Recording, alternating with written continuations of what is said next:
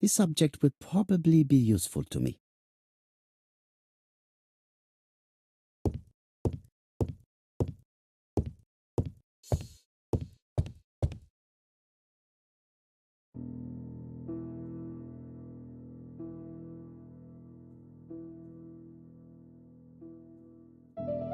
The mechanism appears to be broken.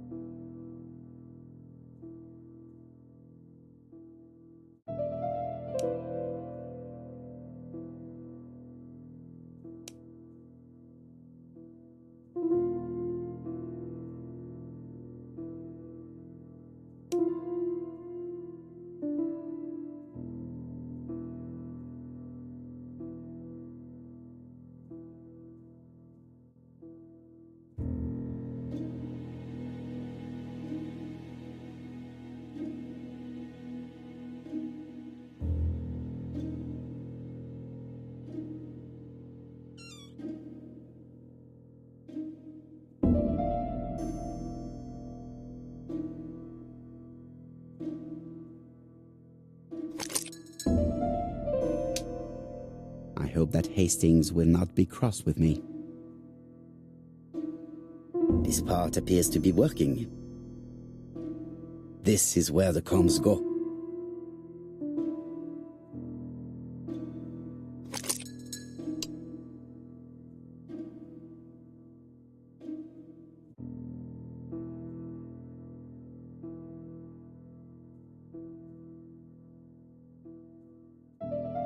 Does not make any sound. Does not make any sound.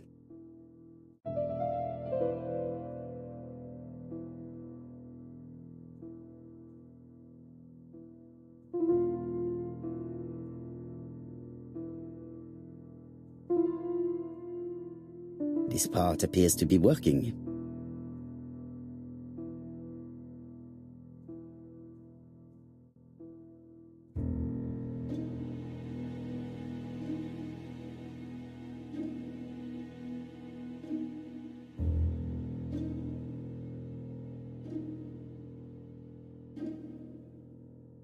Does not make any sound.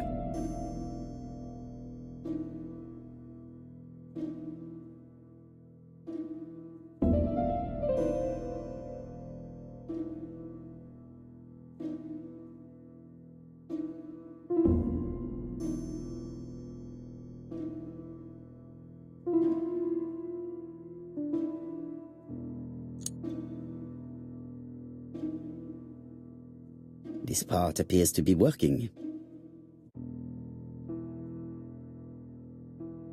Does not make any sound.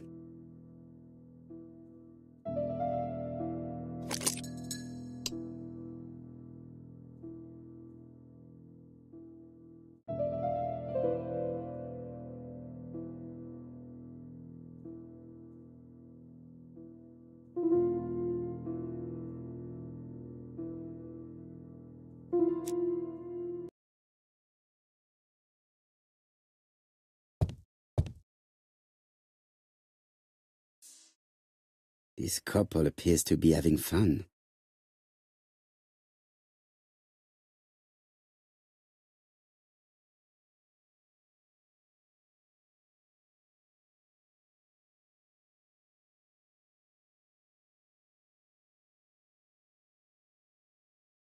Lady Clark and Sir Carmichael were very happy, but they did not have any children.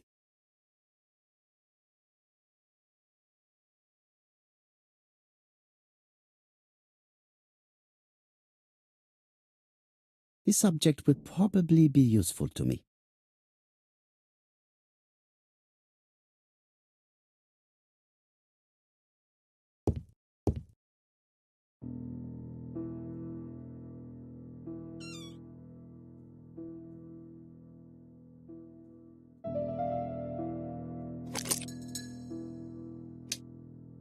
I hope that Hastings will not...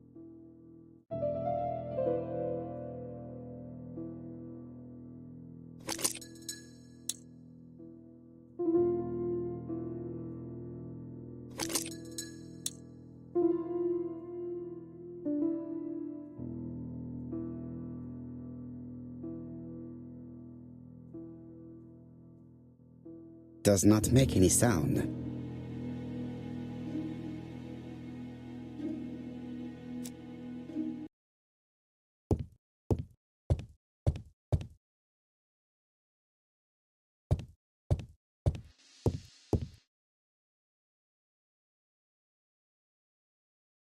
This subject would probably be useful to me.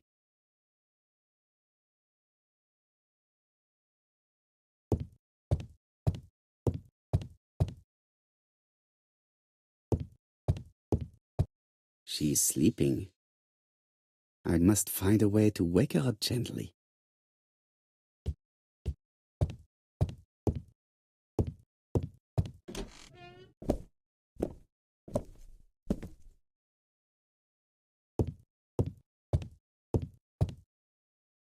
It is not the right time. I must find a way to... I must find...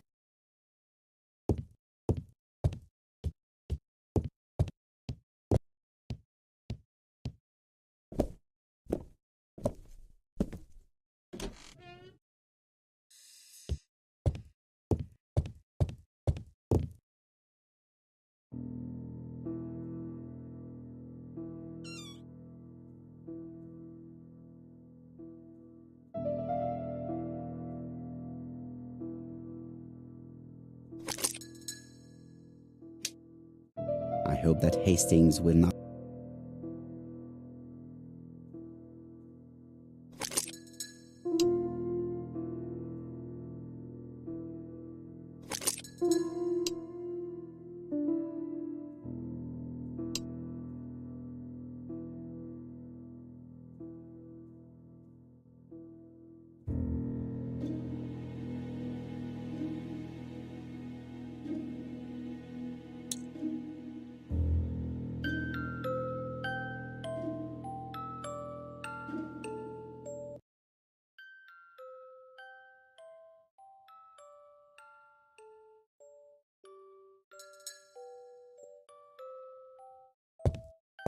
I've finished with this subject.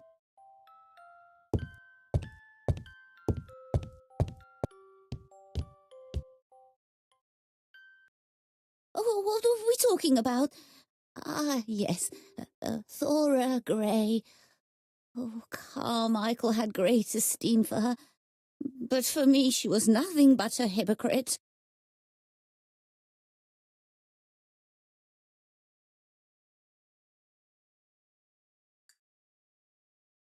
Miss Grey was a hard worker, though.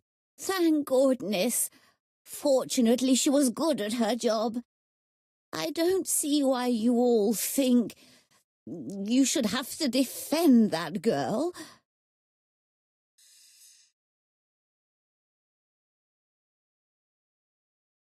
You are very harsh. Do not forget that the girl is an orphan. Yes, and she used the fact to get around men. Take Franklin.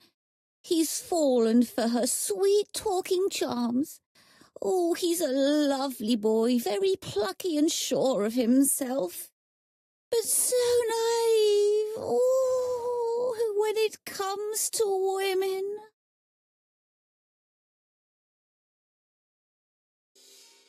Miss Grey did look after you very well, though. Outwardly. But she's hiding something. I think she tried to poison me. Miss Grey? A poisoner? But everybody appears to like her. It proves she knows what she's doing. She's manipulative and she's a liar. A liar? Let's see, didn't she say that on the day of the crime nobody was around Coomside? That is correct. Well, at 11 o'clock I saw her talking to someone. Really? And What was this man like? An ordinary sort of man with a very plain face. Oh, I don't remember well. Was he a gentleman? No, he was not a gentleman. It would be best to leave her to sleep now. The telephone in the hall is ringing.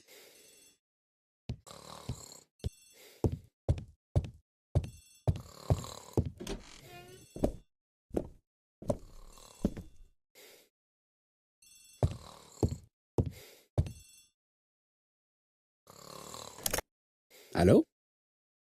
Poirot, is that you? Hastings here. Thank you for calling. Have you received a new letter from the murderer? No, thank goodness. How are things in Churston? I questioned Lady Clark, but I will not leave until I have examined everything of interest to me here. Fortunately, Franklin is absent, and I have a skeleton key.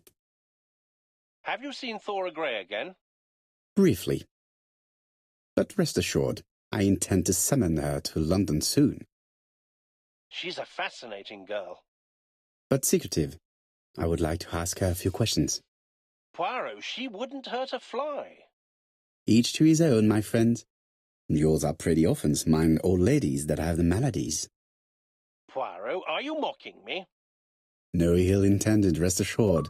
À bientôt, mon ami.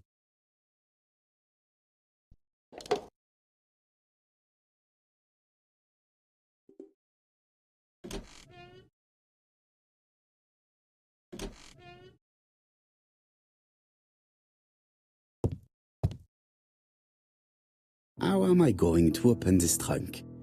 Let us examine it.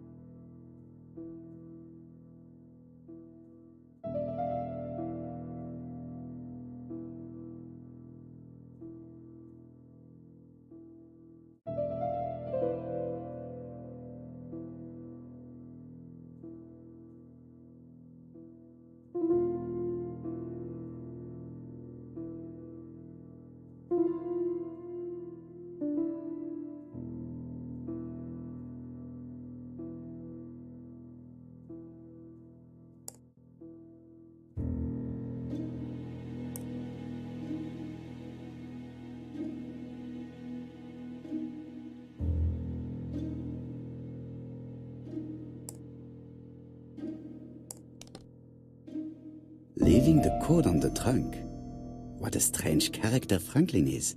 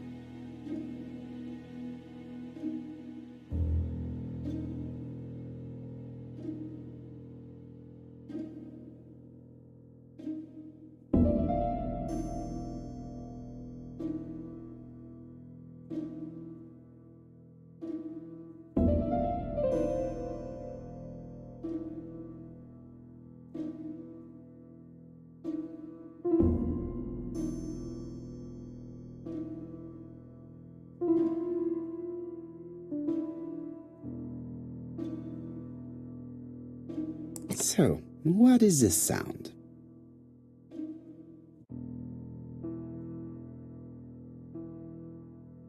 I should be able to open the trunk now. There we are.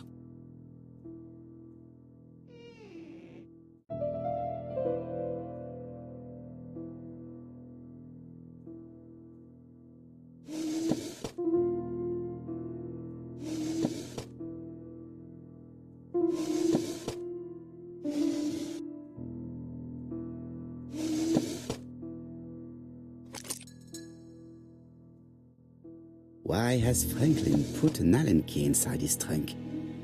I'll borrow it for a minute.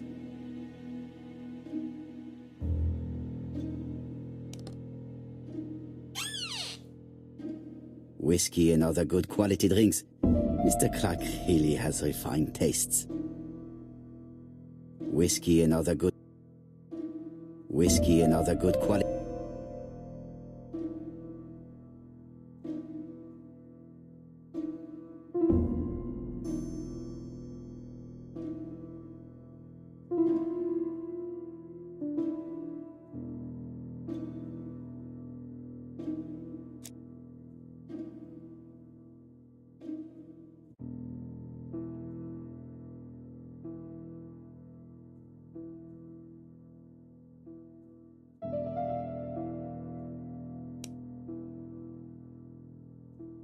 An Allen key, it can be used in 5 positions.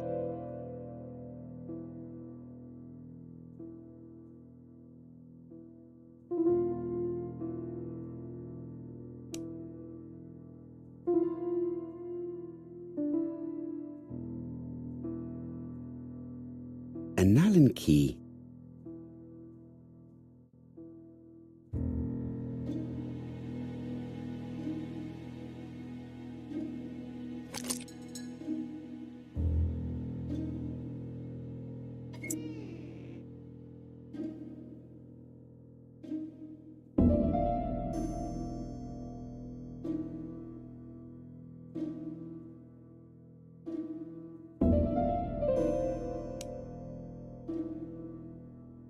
An Allen key.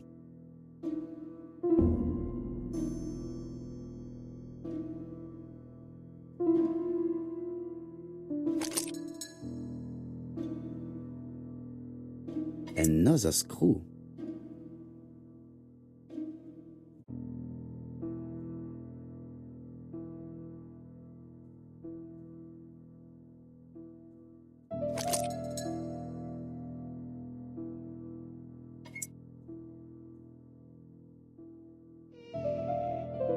This engraving is not very easy to understand.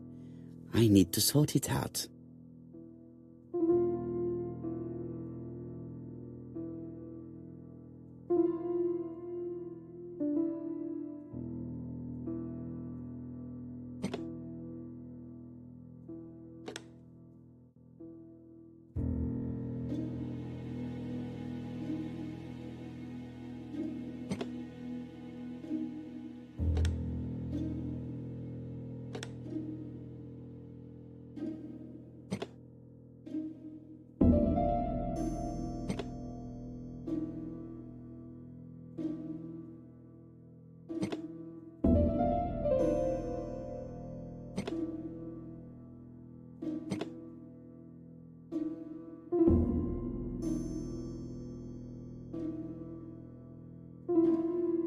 It is blocked.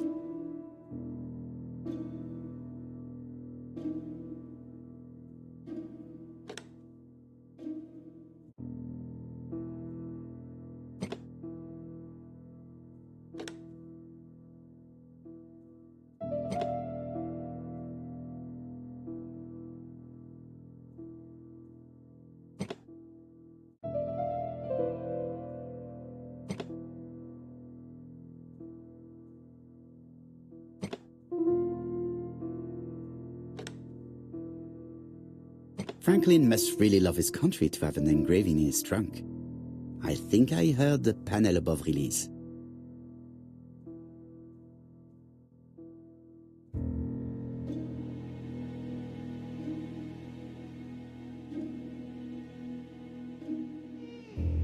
A signet ring? A signet ring with a code written on it. 1587. It may be useful to me.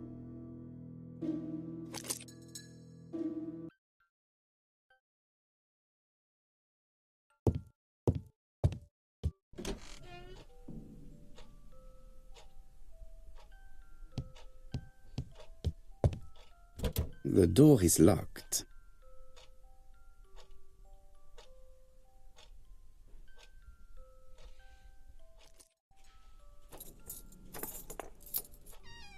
This unit contains the medical records for Sir Carmichael Clark's patients. Let us study them closely and see if there are any familiar names. No dust on the records from A to D. They've been handled recently. No known names. Disappointing. Lots of dust. The records from E to Z have not been touched for years. No known names. Disappointing.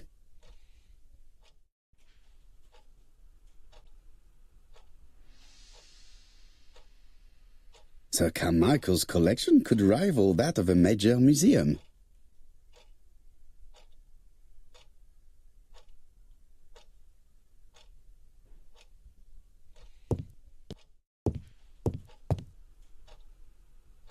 I see some papers that were not there the first time I visited.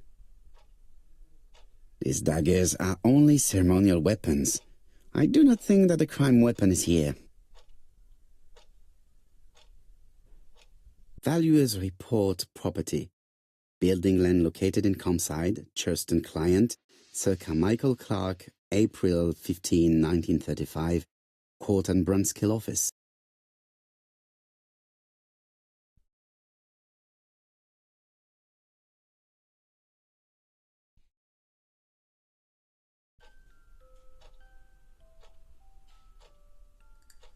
Valuers report property. Court and Brunskill. The name is familiar. Is that not the name of the firm Donald Fraser works for?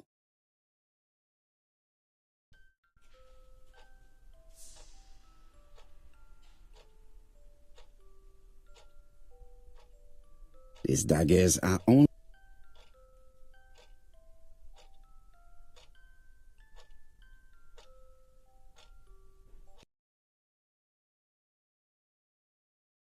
Ernest Logan, MD, Brighton Cancer Institute, 201 Dusk Road, Brighton, Sussex.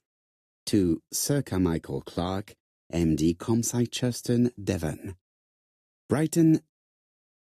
Lady Clark, your wife is suffering from a generalized...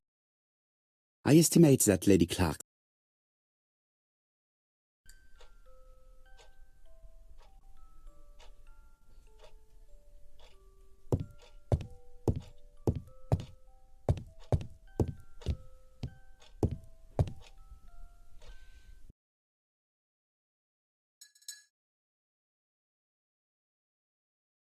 Comside's private collection, purchases since 1920.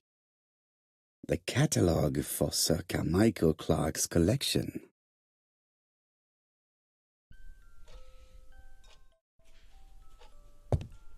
There are some very valuable...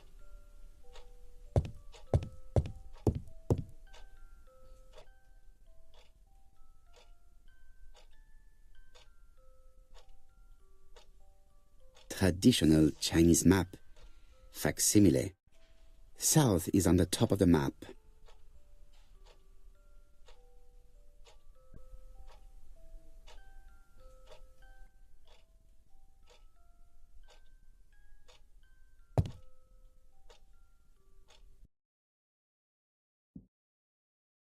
Compass point to the south. Bronze and magnetite. Han Dynasty.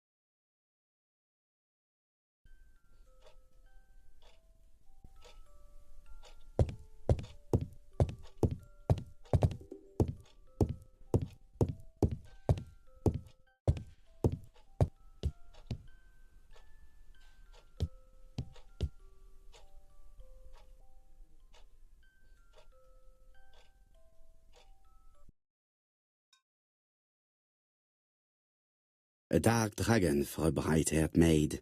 C.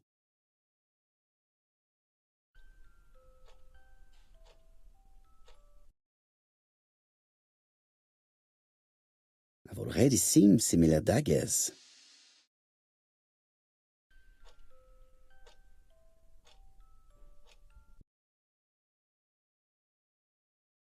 Attention, Franklin. Task list. A. Ordering Lady Clark remedies. Done. B. Tidying up real estate property files. Done. C. Calling the lawyer about inventory. Done. D. Update the tenant-farmer list. Done. E. Update land rent accounting. Done. F. Ordering a restock of arsenic. Done. P.S. I have left on the living room table some of my things I don't want to keep. The locket and the dagger. I am sure you know why. Thora.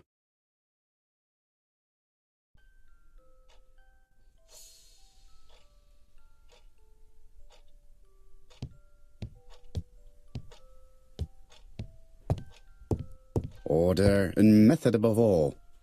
Let us finish examining the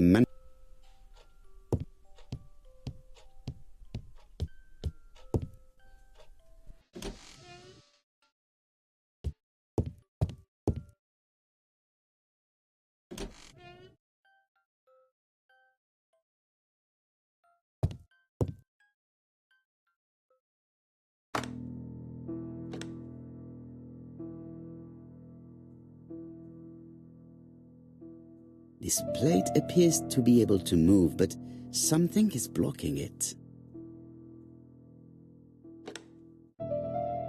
I think that signet ring should be placed here.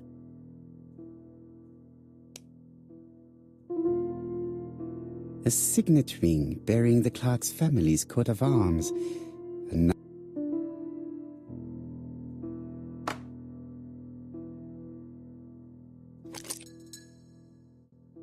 The plates around the picture appear to have unlocked. I think I've already seen these symbols on Franklin's trophies.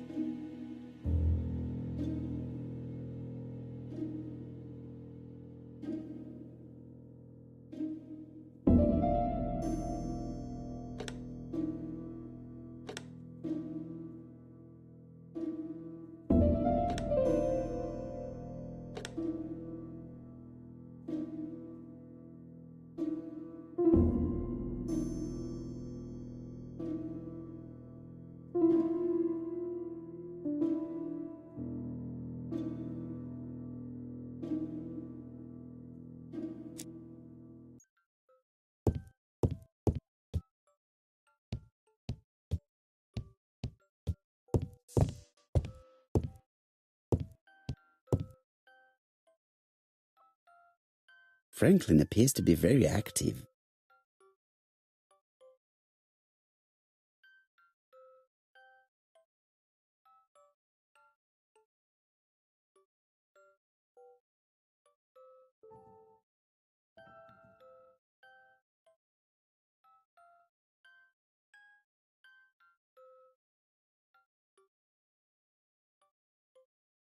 Franklin Clark appears to be a typical British gentleman. A good sportsman, a hunter, a traveler.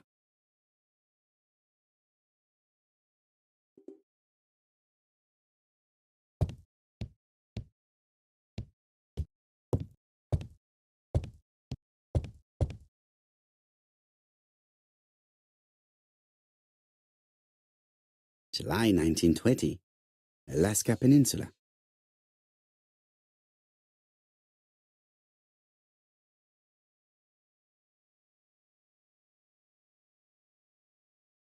February 1922, South Africa.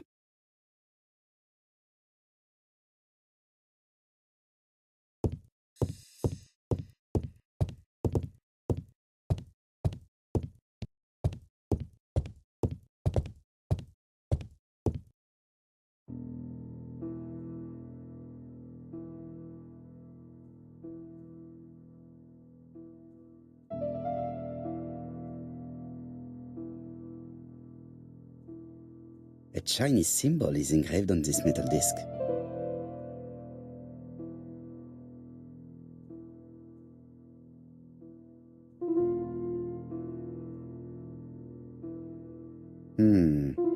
It's only a hint.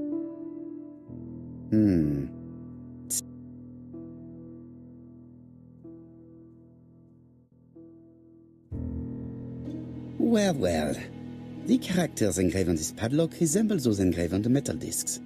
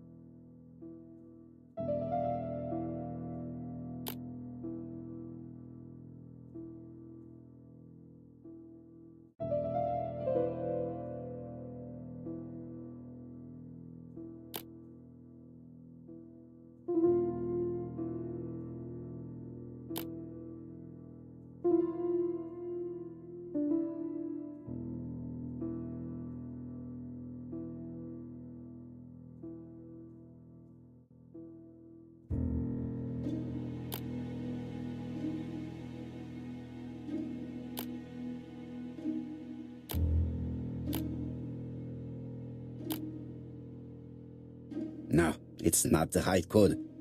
Let us check the...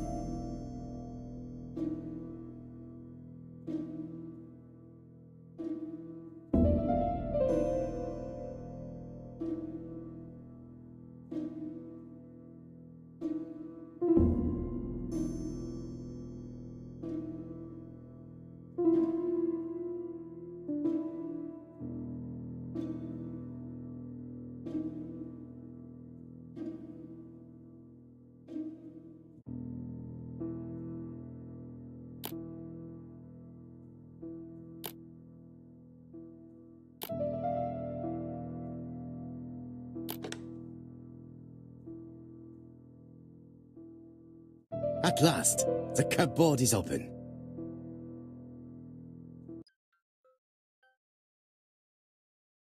Helmet, flask, and rifles. Franklin is very well equipped. Helmet. The Railway Children, E. Nesbit.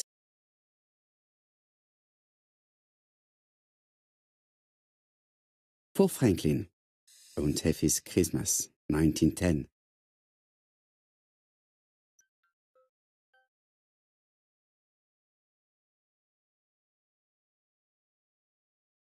Genteel and wild, English countryside revisited.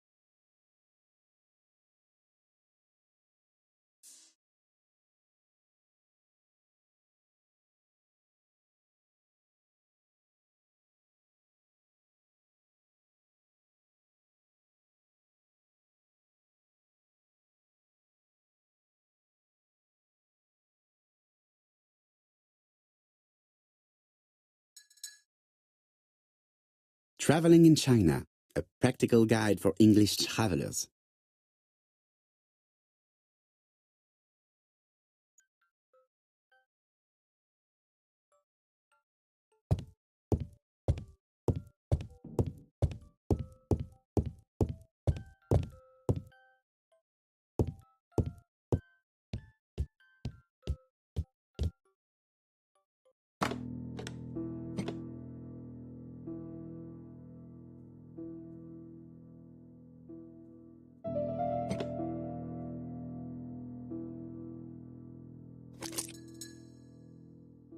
The plates around the picture appear to have unlocked.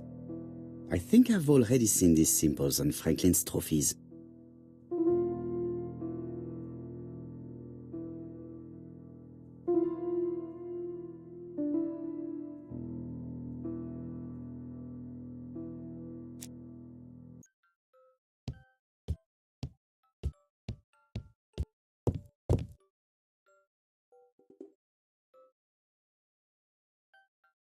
February 1922.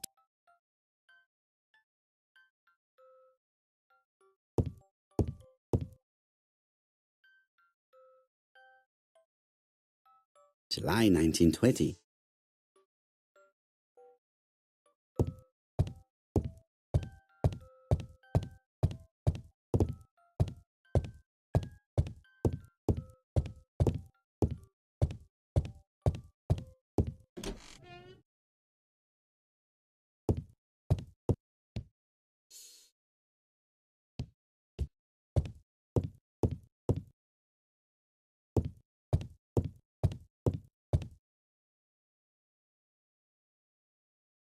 April 1925, Aceh Province, Sumatra.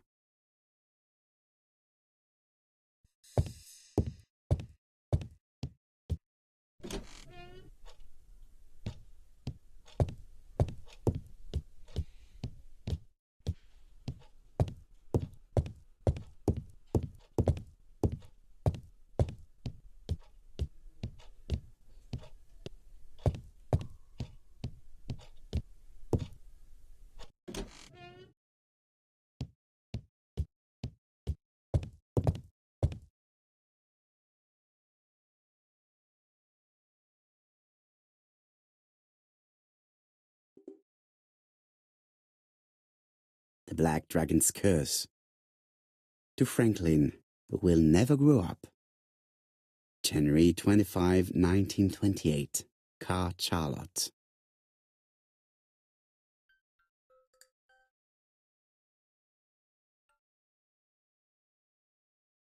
Miss Thoragray Comside Justin Devon. Arsenic trioxide thallium.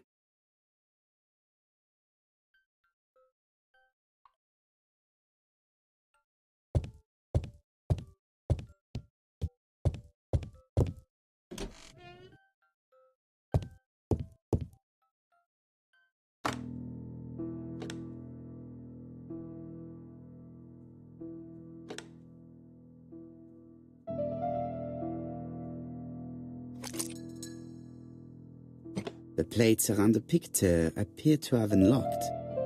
I think I've already seen these symbols on Franklin's trophies.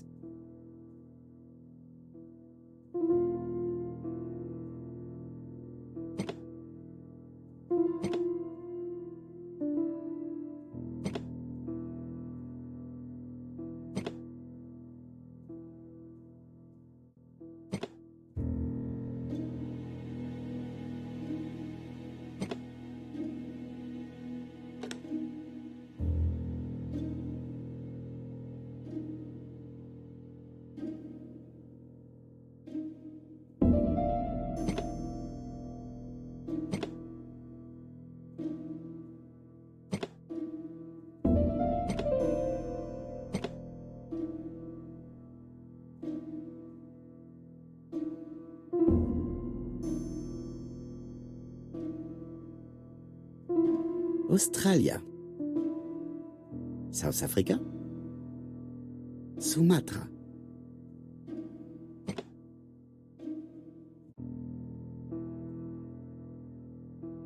South Africa. The African kudu.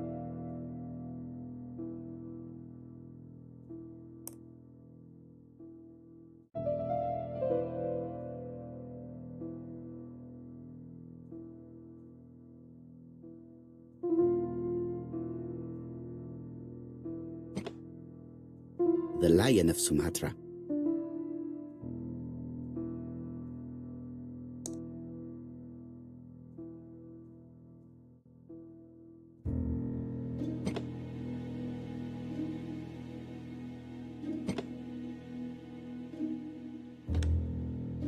the Alaskan Kodiak bear.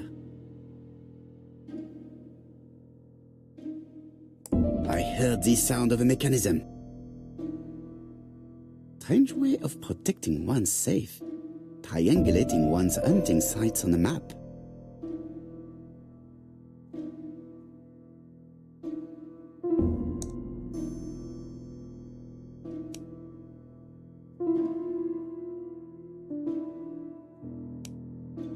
A signet ring bearing the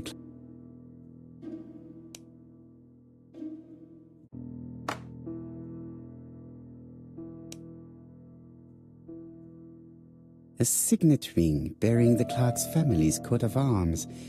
A number is written on it.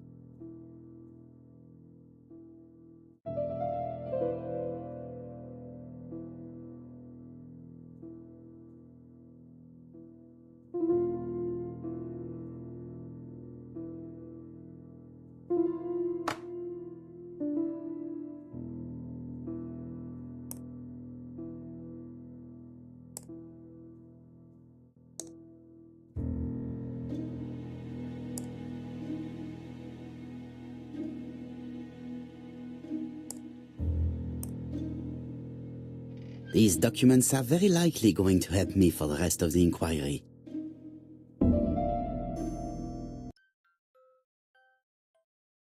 A dozen gold sovereigns, some shares for the Southern Railway and some treasury bills. This is not worth much, hardly enough to justify a robbery. Sir Carmichael Clark, Comside Churton, Devon, to Mr. Franklin Clark, Peninsula Hotel, Salisbury Road, Tsim Sha Tsui, Kowloon, Hong Kong. Comside, 1935, January the 12th. Dear Franklin, first, I wish you a good start to a successful new year. I have received your letter dated December 10th.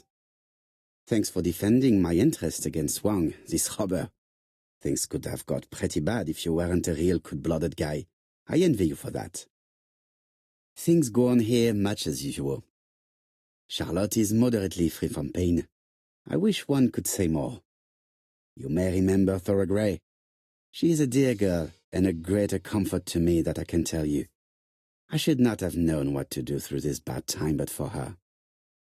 She has an exquisite taste and shares my passion for Chinese art. No daughter could be a closer or more sympathetic companion.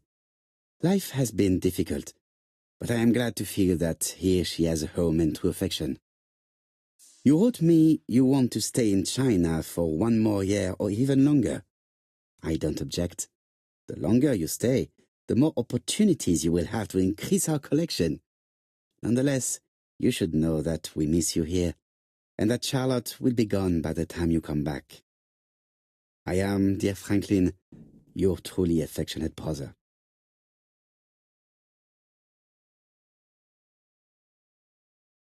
Charlotte Clark, Comside Churton, Devon, to Mr. Franklin Clark, Peninsula Hotel, Salisbury Road, Tsim Sha Tsui, Kowloon, Hong Kong, Comside, 1935, January 1st. I wish you with all my heart a happy year 1935. Writing my greeting cards, I have affectionate thoughts for you, always smiling as a child, sailing to distant countries and bringing back to us trunks full of wonder. At home, everything annoys me, starting with this young Thora Sir Carmichael is so fond of. I have nobody to share my feelings with, so I write to you. How can I tell you what happens to me? The simplest way the better. I am doomed. I still have 1 year to live, no more. How do I know? I opened the secret drawer of Carmichael and read a letter not addressed to me. In this letter, Dr. Logan tells my husband in the most direct way the truth he conceals from me. So, I know, but my husband doesn't know I know. Please don't tell him. And if he shares the truth with you, act as you are surprised. Carl will probably speak in his usual convoluted way, but I wanted to be the first to announce it to you. It does matter to me that you are aware of what happens in Comside. Warm regards, Charlotte. Eton College School Year 1912-1913. Franklin Clark. School report for Franklin Clark. According to his teachers, Franklin was a good student but lacked discipline.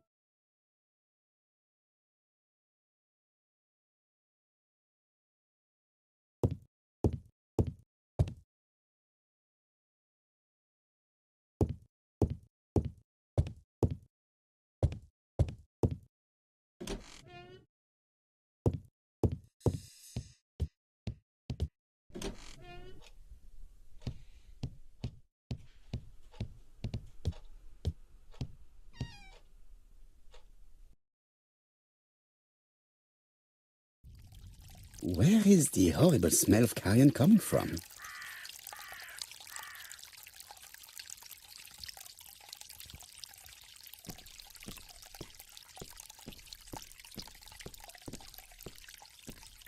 Something makes me feel uncomfortable.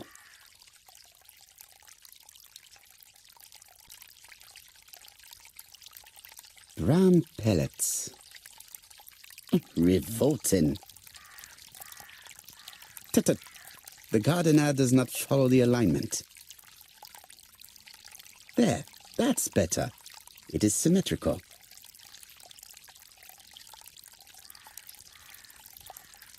There, that's better. It is symmetrical.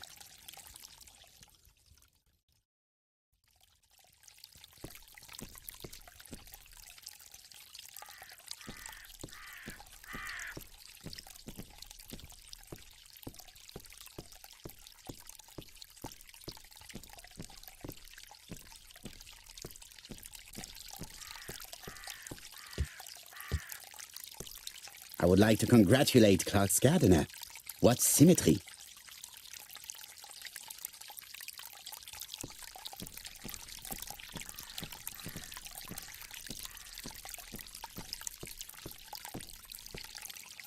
This fountain makes a very relaxing sound. This wisteria is in full bloom.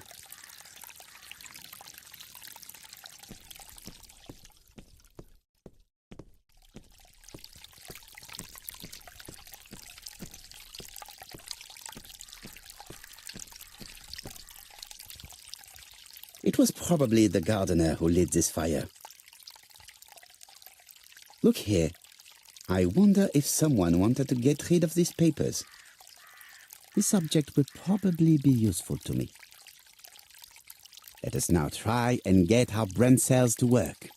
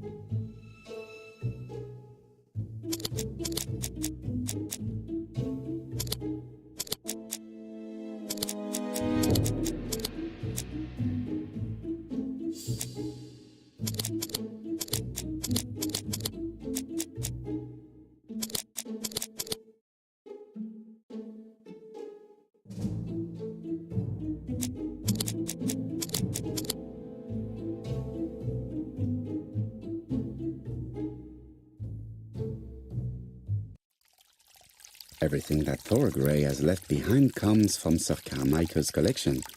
He most probably gave them to her, but she chose to leave them here rather than run the risk of being accused of theft. It is understandable when you know just how much Lady Clark mistrusted her. Let us now try and get our brain cells to work.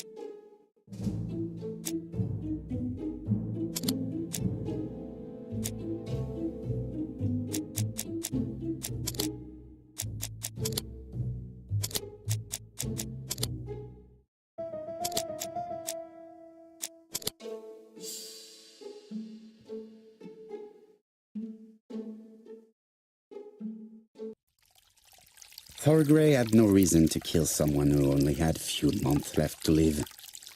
The poison she ordered was for rats. The gardener must have made good use of it, considering the stinking remains on the path, not far from the property. I've finished here. I must put the skeleton key back and inform Hastings that I'm returning to London.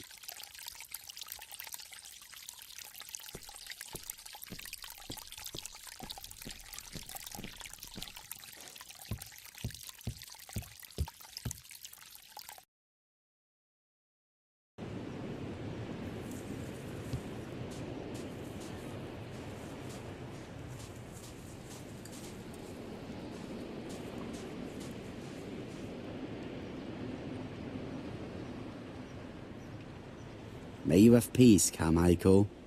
Charlotte.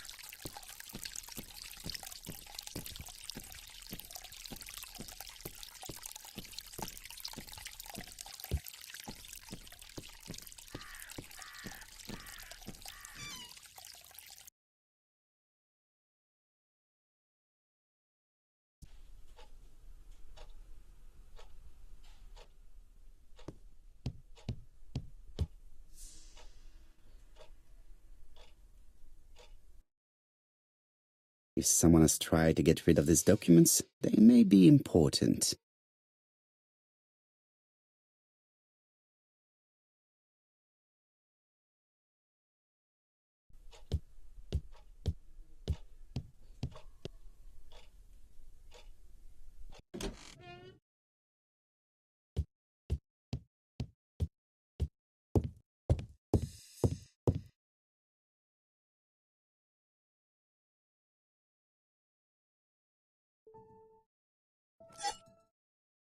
Perfect.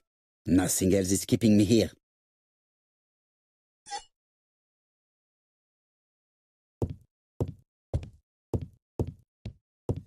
I am not going to leave Comside now. I am not going. Best to leave her to sleep.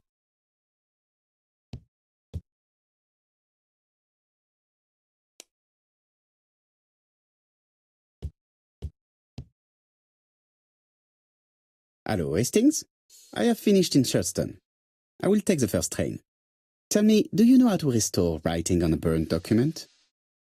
Yes, you just have to soak a cloth with a hydrochloric acid solution and rub the sheet of paper. Then the characters appear. Bien. You have been of great assistance, Hastings. Could you please order the solution as soon as possible? Of course, but what documents do you want to read? You will see, my friend. À ce soir.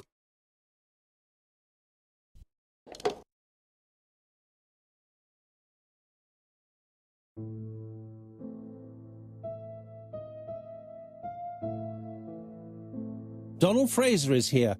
He insisted on waiting to see you.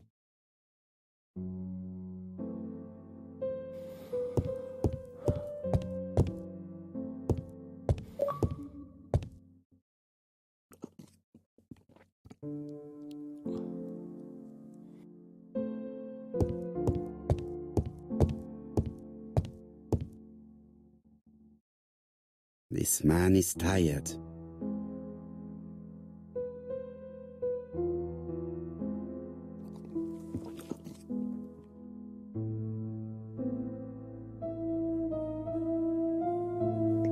Donald is short of sleep, and it looks as if he didn't even bother to undress before going to bed.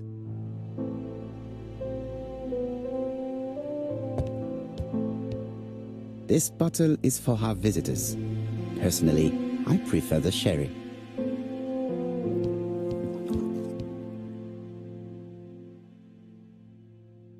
Royal Mathematical and Statistical Society's Bulletin, September the 9th, 1935. The Alphabet Murder, a methodical madman. It's highly probable that the alphabet murderer will kill again. Could we possibly estimate the number of victims in his next crime? Yes, and it is easy. As soon as we know the ratio of towns, cities and villages whose names begin with a D and the ratio of English people whose names are spelled the same. On the one hand, the ratio of towns, cities and villages in England with a name starting with D, and on the other hand, the ratio of English people with a name also starting with D. After this initial calculation, it is easy to deduce the likelihood of actually being murdered if you belong to the target population. Go to the last page to find our results and details on the calculations. Daily Blag, August 31, 1935. Moustache at half-mast. Poirot's repeated failure in ABC case. Sometimes small things trouble great men. Hastings, faithful collaborator of the Belgian detective, knows something about it. 3 mornings in a row, he confided to us, the cook broke the egg yolks when preparing Poirot's breakfast. This apparently casual event has greatly disturbed my friend, to the point it breaks his concentration and slows his judgment. I also noticed his moustache, of which he is so proud, being duller than usual. Poirot, I assure you I haven't said any such thing to the journalists. They twist everything.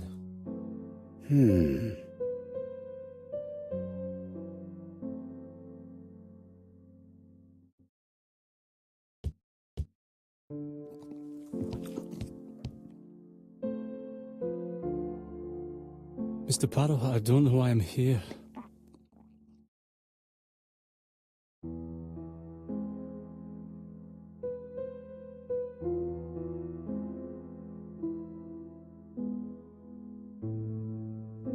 You wanted to talk, and you came to find the only man capable of hearing you. Mr. Poirot, since Betty's death, I've doubts about myself.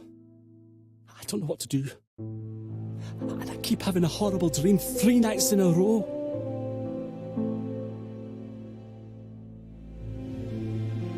Have a drink and tell me about this dream.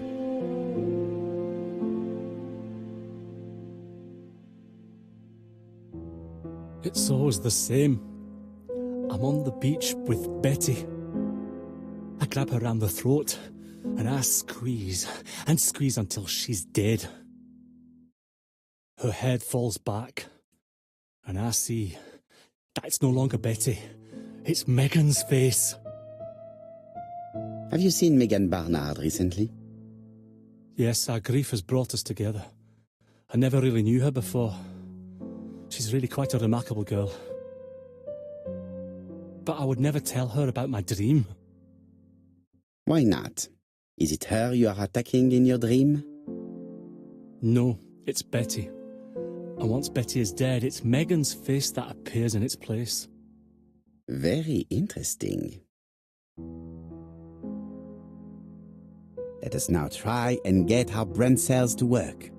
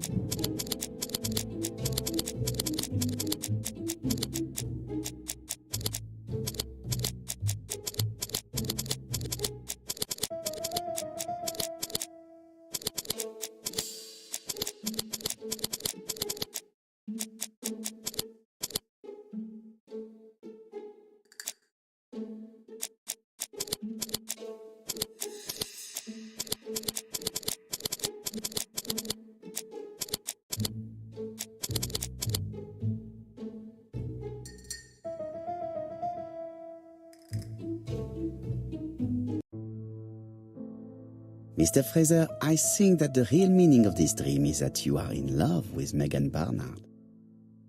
Please go on. Do. This dream certainly betrays your guilt. Oh. But what do you feel guilty about? Having killed your fiancé? Possible. Or forgetting her very quickly for her sister? Certainly. And this forgetting is perceived as a second death.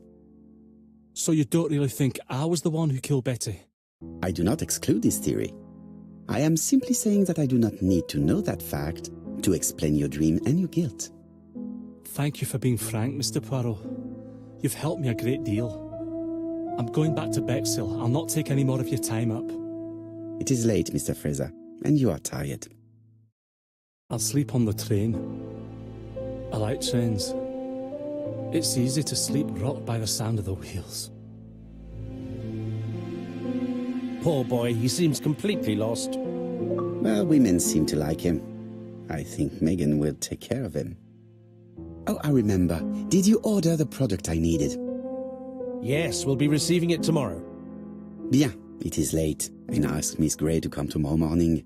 I have a few questions I wish to ask her.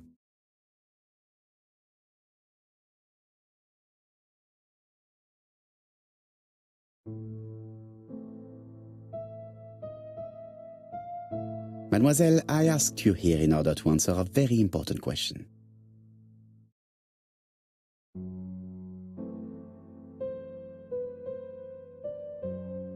You lied to us, and I demand to know why.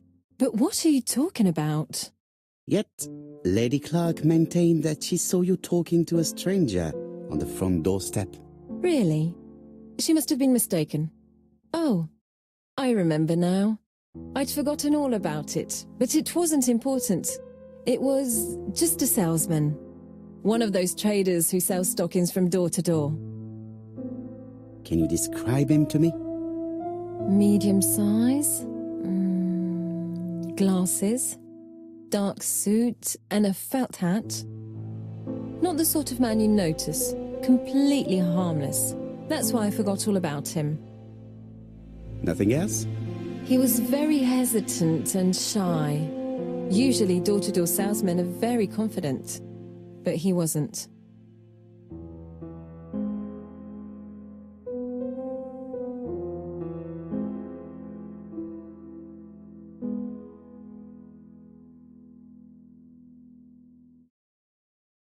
You did not leave Churston willingly, I believe. I don't wish to lie. Lady Clark did not appreciate my presence. And Franklin could not go against the wishes of a sick lady. He is a good man, and he worries a great deal about his sister-in-law. I noticed that you left some personal belongings behind at Churston.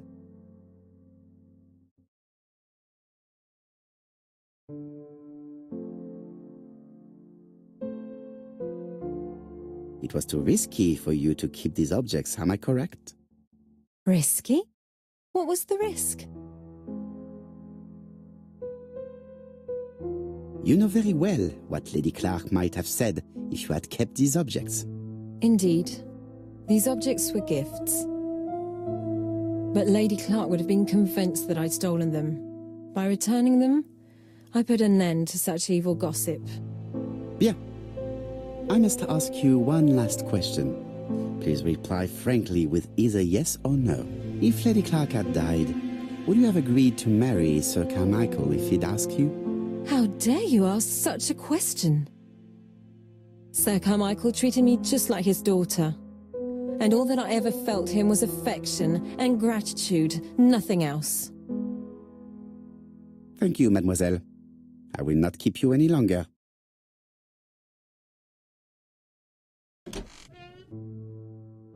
I met Thora Grey on the stairs. Her cheeks were ablaze, and she appeared to be deeply hurt.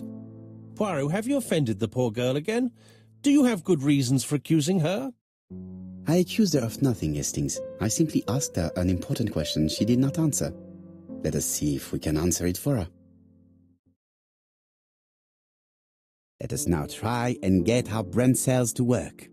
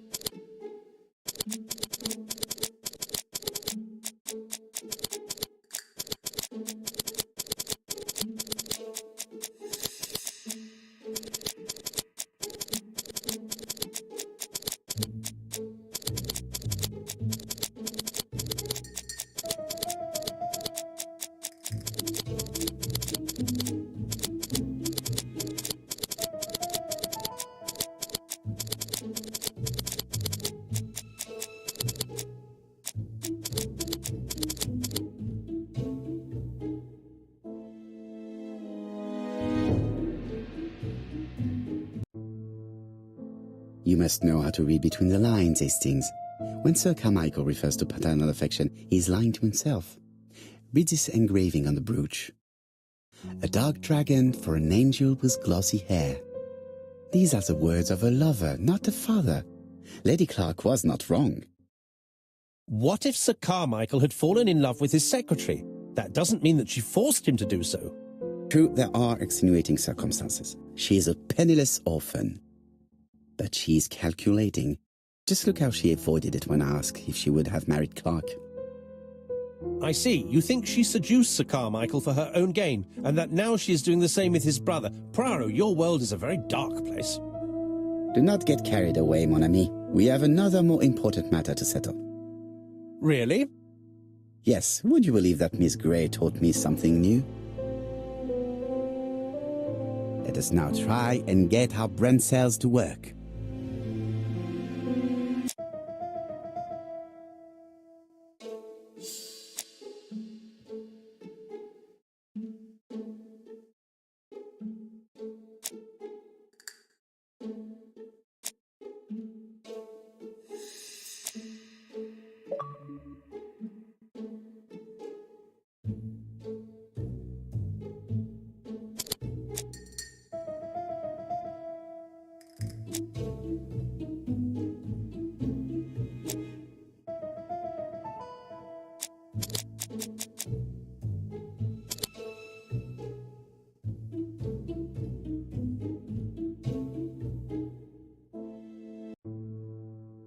It's perfectly clear, Hastings, perfectly clear.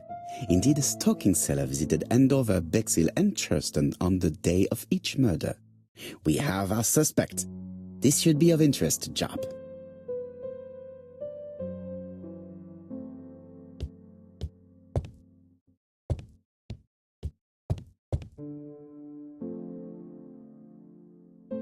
Ah, some cool hair.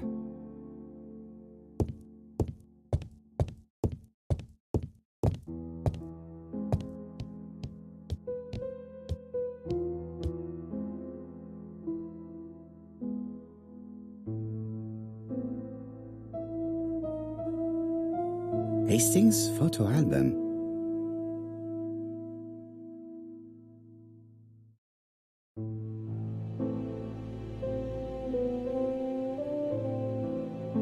Churston, Devon, population 500 inhabitants.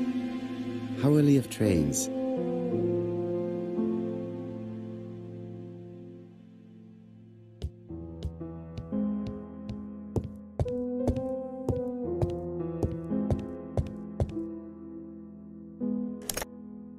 Chief Inspector, we are looking for a stocking salesman. I see you have a suspect. Yes. Contact all the stocking wholesalers who may employ him. Your suspect is a salesman? No, he does not take orders. He sells door to door. Right. The hunt is on.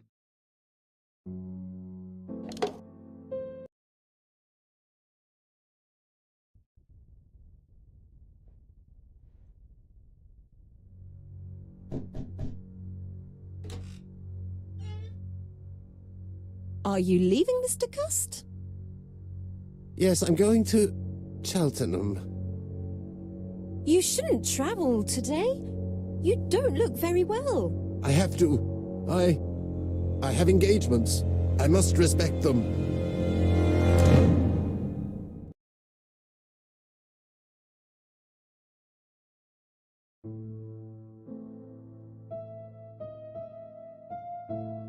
Can you get the post, Hastings?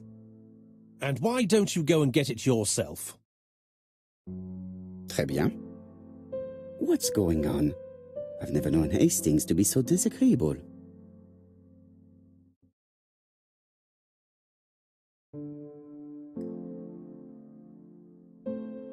Royal Mathematical and it's highly probable that the alphabet murderer will kill a... Yes. On the one... After... Go to... Daily Black. This... Poirot,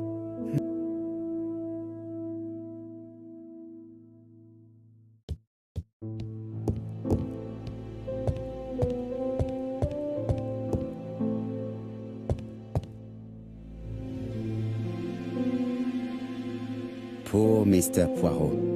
I'm quite sorry for you. If at first you don't succeed, try again. We've a long way to go still. Typery? No, that comes later. Letter T. The next little incident will take place in Doncaster on September 11th. So long. ABC. I should compare this letter with the one on my desk which I received earlier.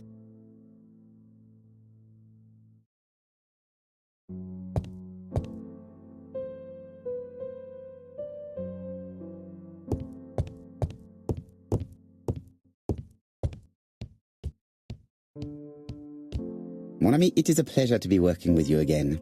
I have missed you these past few years.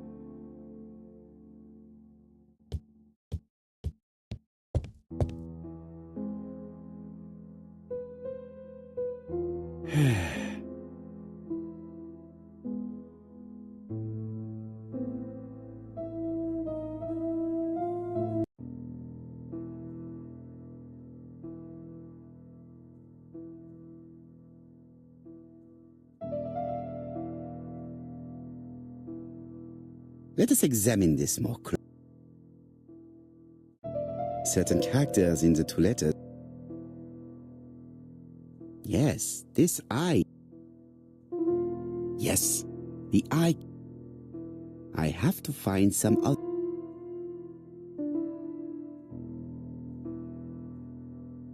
Yes, the A appears to be quite unusual. That's right. The A characters in the two letters do indeed have the same defects. I have to find some other similar defects to confirm my theory.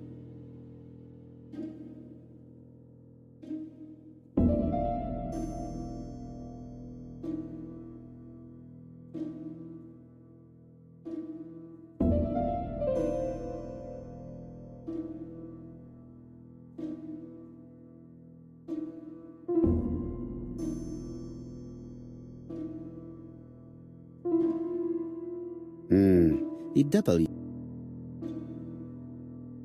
Of course, the W characters in the two letters do indeed have the same defects.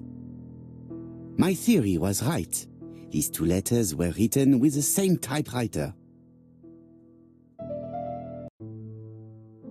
Hastings, he strikes tomorrow. Chief Inspector Japp? He's on another line. Can I take a message? Yes, please, mademoiselle. It is from Hercule Poirot. Tell him ABC strikes tomorrow in Doncaster. He must call me back. Very well, sir. Bien, now I'm going to see what I can find from these burnt documents. I've received the product I need. Hastings, if you do not mind, I would like you to take a few notes. Yes, yes.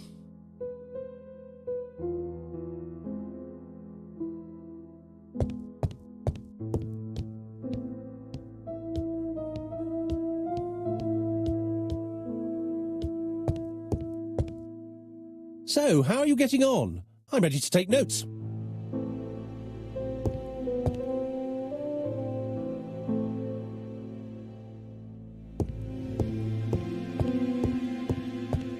Now, down to work. All of this needs putting in order a little.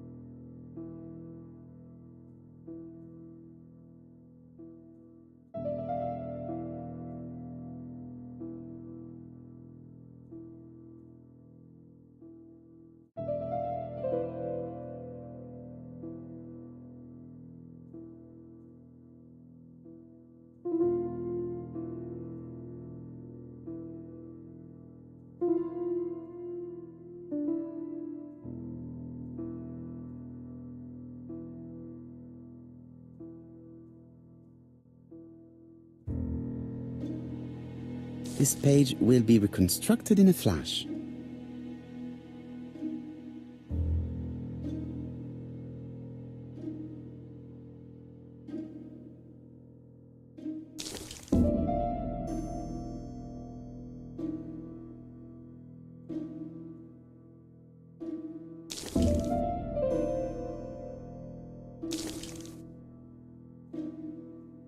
This page is finished. That's done.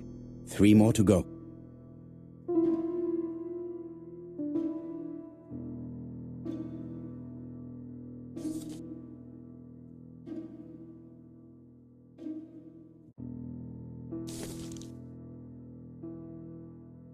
This page is Child's Play. It's so simple. This page is finished. And that's 2 done. It's easier than I thought.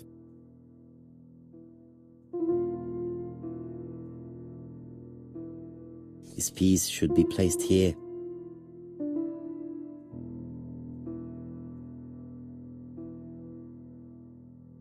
This piece should be placed here.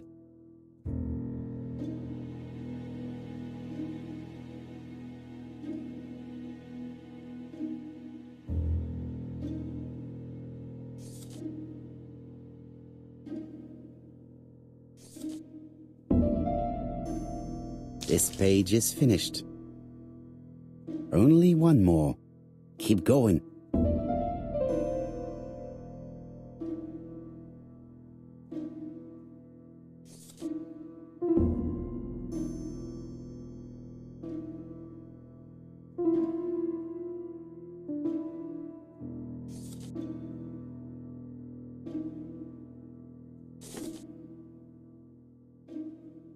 This page is Child's Play. This page is finished. All the pages are reconstructed.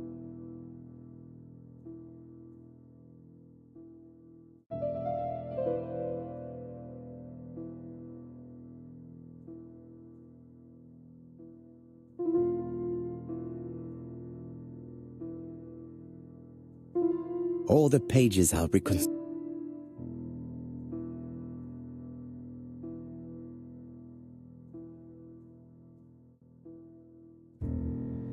A bottle of solvent.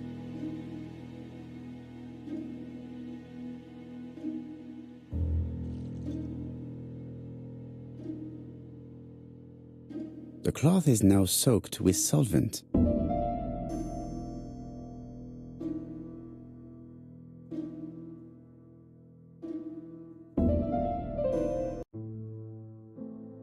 Got it!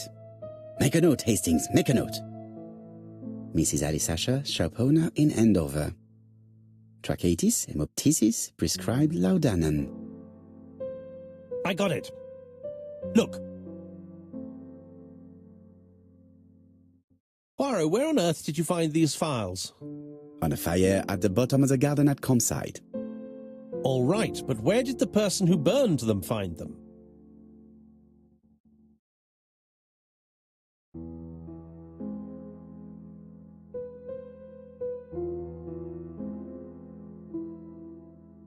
Alice Asher, shopkeeper in Andover. Tracheitis, hemoptysis, chronic cough with loss of blood.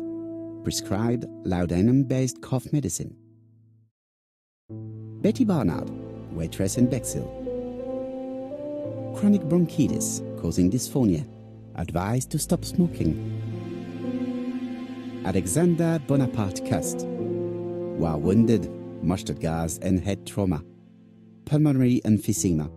Hemoptysis. Coughing fits with blood. Suffers from absences and amnesia.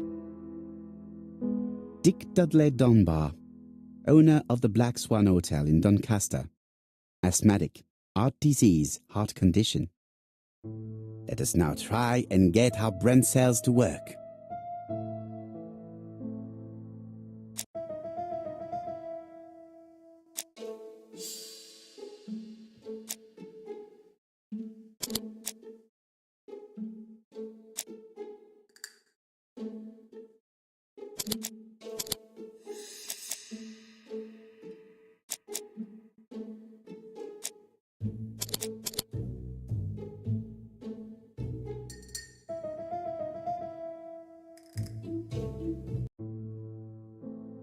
The burned documents are medical records, and without a doubt they come from Clark's archives.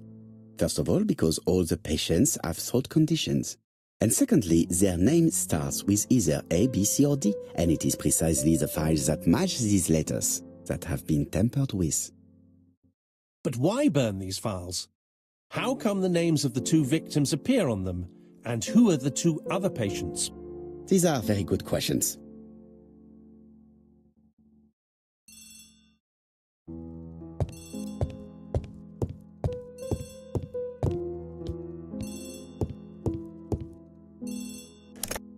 Hello, Poirot? Any news, Chief Inspector? You wanted a stocking seller? We have one. Reported by his landlady who thought he was behaving suspiciously. He has the most unbelievable name.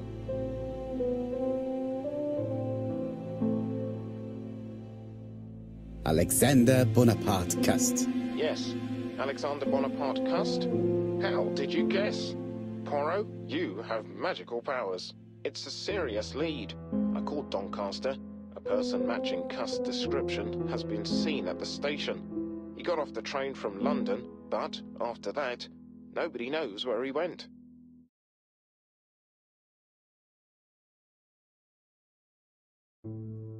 Look for him at the Black Swan Hotel. What? How do you know he's there?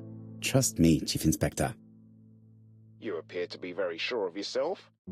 Very well, I'll call the Black Swan straight away. The owner is going to get a shock when he learns that there's a murderer under his roof. Chief Inspector, I would rather call myself. As you wish. Please go ahead. Hello, the Black Swan. Hercule Poirot here. May I speak to the owner? Speaking. Dick Dudley Dunbar. How can I help you? Is there Mr. Cust among your guests? He arrived today. Shall I call him for you? No, it is you I wish to speak with. But who is this Cust?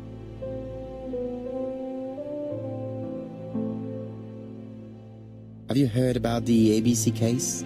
Oh, yes. I must say I'm not all that reassured. What with my name starting with D and all that. You're in danger. Beware of your guest.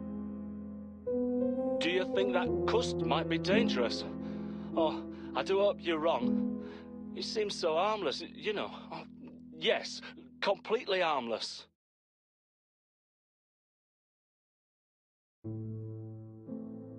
Do not be fooled. He has already killed 3 people and you are next. A murderer? Under my roof? Good God! Dunbar, can you hear me? Dunbar! Hello? Dunbar has had malaise. That's all we needed. I'm calling the Doncaster police. I hope they get there quickly. Hello, Poirot. We have some good news. The police in Doncaster have caught our man at the Black Swan Hotel. They're sending him here by train. How is the hotel owner?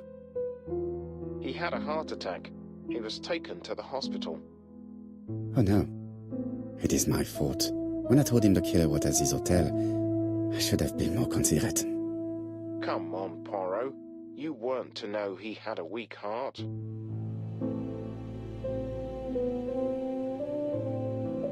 But I should have known. I saw his medical records. Do not torture yourself, Poirot. His attack was not fatal thanks to the quick intervention of the ambulance team. Please keep me informed on his progress. You can count on me.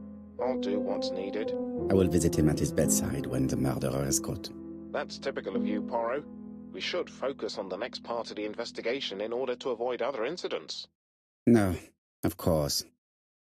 While we're waiting to question Cust, we could search his room in London. Where does he live? The Marbury Guest House? I'll see you there. Yes, but start without me. First of all, I have to sort out a few details for Cust's transfer. I understand. À bientôt. Hastings, we are making good progress. Please go and search the room of our number 1 suspect. With pleasure. I did have a dentist appointment, but I'll cancel. The dentist. So that is why you are so nervous and bad-tempered. A visit to the dentist is never an enjoyable prospect. But an unavoidable one. Go to your appointment, Hastings. I will manage on my own.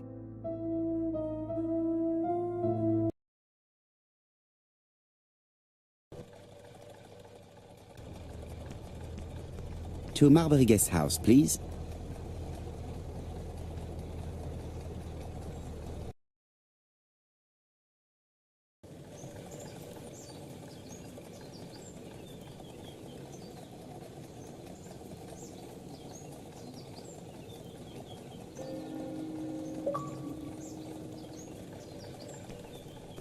I've been going past this modest guest house for so long. I would never have thought that the ABC case would lead me here.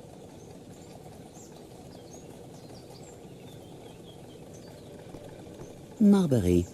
There is a very pretty village by this name, in Cheshire.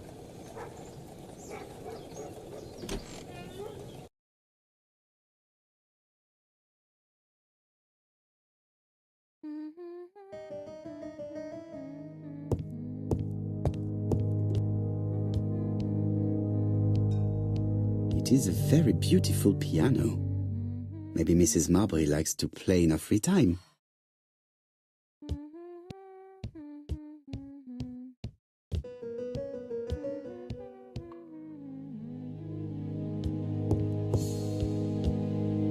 How do you do? You must be Mr. Hercule Poirot. Chief Inspector Jupp told me that you might be coming.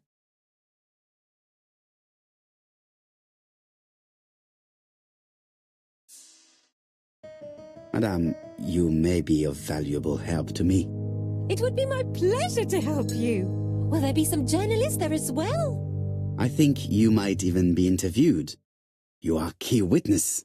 I've suspected him for some time, but he appeared so harmless. Oh yes, sometimes he got angry and waved his arms about. But even then, he wasn't frightening. And he was as gentle as a lamb again immediately afterwards. It was only this morning that I understood. He told me he was going to Cheltenham, but my daughter saw him at Euston Station. It's not the right station. To get to Cheltenham, you have to take the train from Paddington. And what's more, Mr. Cuss left behind an ABC with Doncaster underlined. As you can imagine, when I saw that, I called Scotland Yard.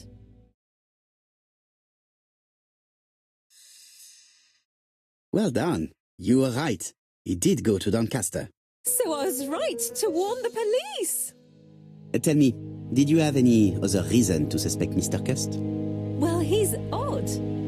Sometimes he coughs really loudly and complains that his throat is burning, and sometimes he talks to himself and stares into space. He told me that it was because of a wound he got in the war. His head hasn't been quite right since, he said. And then he was in Churston when that millionaire got murdered. I found his train ticket when I washed his coat. He didn't want me to wash his shirt. He washed it himself. But I did see big brown stains on it.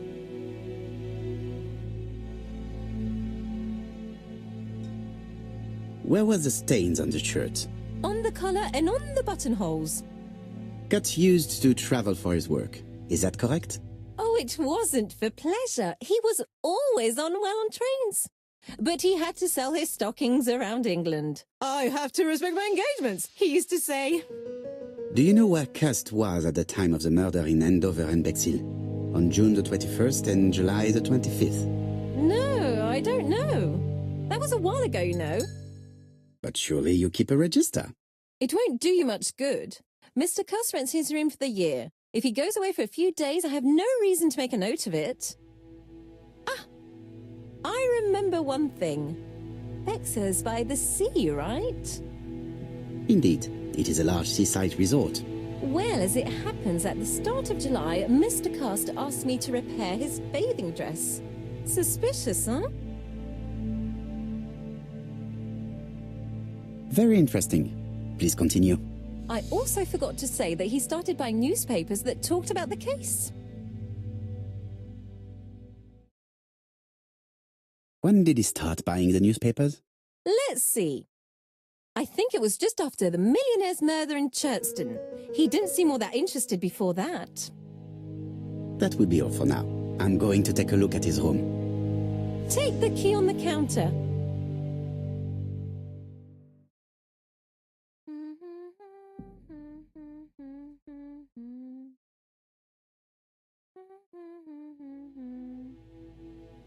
I don't think my register will help you.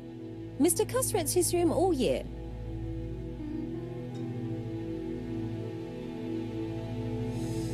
The truth is becoming apparent, and I have something to say to Mrs. Marbury.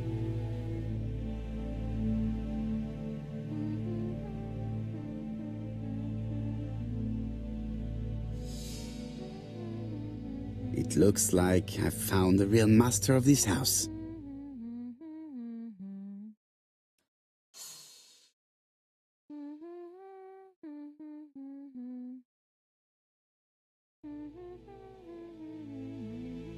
There is no need to worry about the household cat.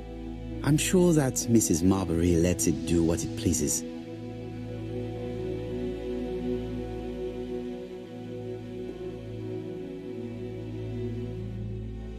This woman appears to be in a good mood.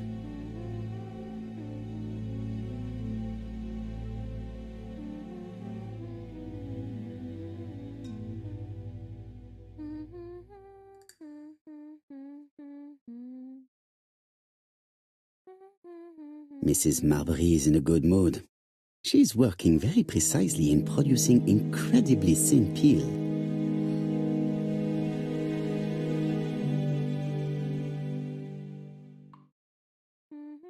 I really would like to help, but I think I've said all I have to say. Thank you. You have... At your...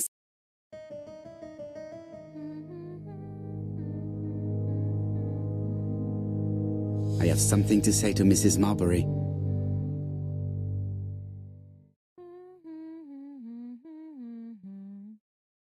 Mrs. Marbury, if I am to believe the register, you rented room 306 to a certain Mr. Fishman on the day of the Bexhill murder. Room 306 is Cust's room.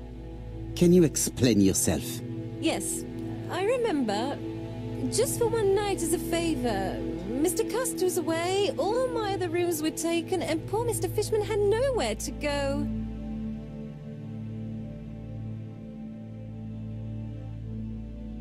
It doesn't matter, provided that you remembered to change the sheets. Oh, do you think so?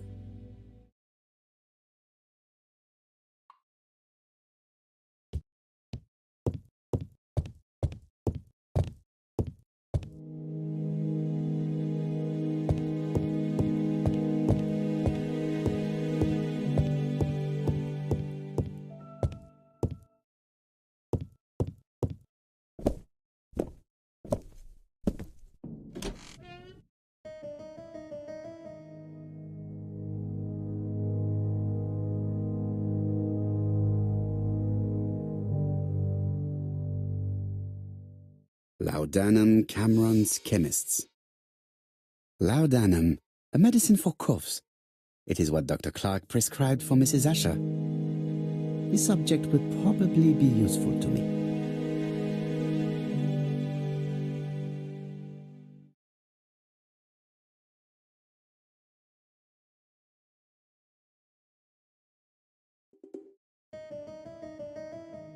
Diethyl barbituric acid, Johnson Company.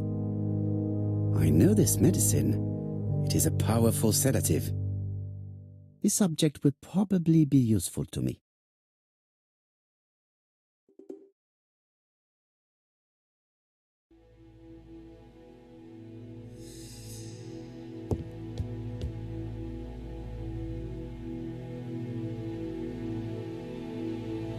John Milligan, Managing Director, Silky Legs, Frederick Street, Leicester.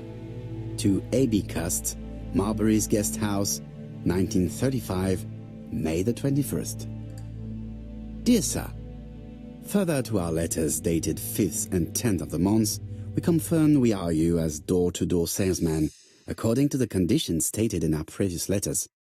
We will send you the articles by mail and also a Redfield typewriter you will be using for every business letter. Regarding the schedule of your rounds, please do as following. June 21, Andover. Arrive by train the 20th in the evening and get a room at Station Hotel. Start your turn in the north part of the town. This letter establishes that Cust went to Andover, but the ink has hidden the destinations of his other trips. I know from Mrs. Marbury that he went to Churston. I just have to show that he went to Bexhill, and I will have proved that he was present at all the crime scenes. Did Cust drop it when he opened the window, or was it Mrs. Marbury while she was cleaning? I have to get the ribbon. How am I going to do it?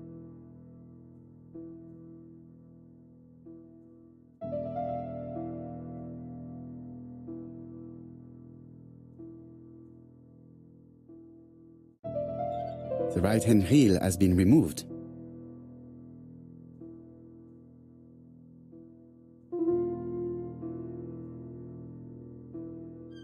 The left-hand heel has been removed.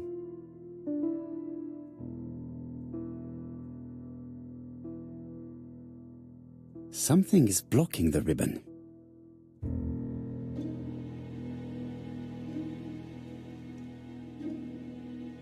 And here is the ribbon. Let us see if it was indeed used to write the letters sent by ABC. I only need the ink ribbon for my inquiry. I will let Jack clean the keyboard if he wishes.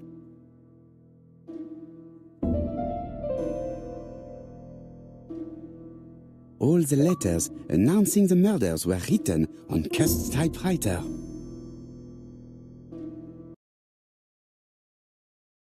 It's an ABC.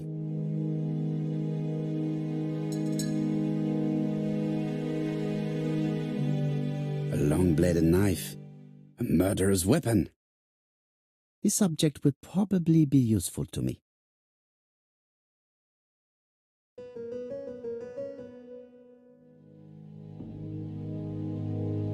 Cust is parsimonious. He keeps his pencils and sharpens them until there is nothing left. It is clear that he did not grow up in luxury.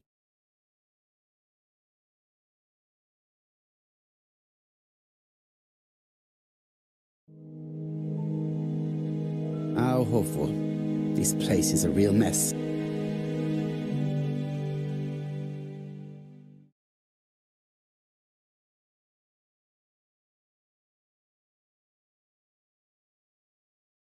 The least we can say that Mr. Cust is not very concerned about order and balance.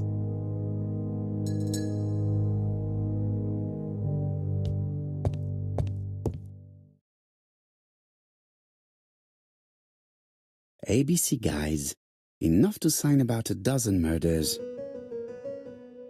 It's closed.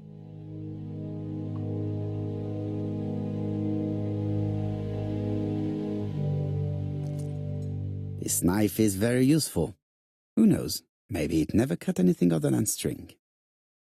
Stockings. Stockings.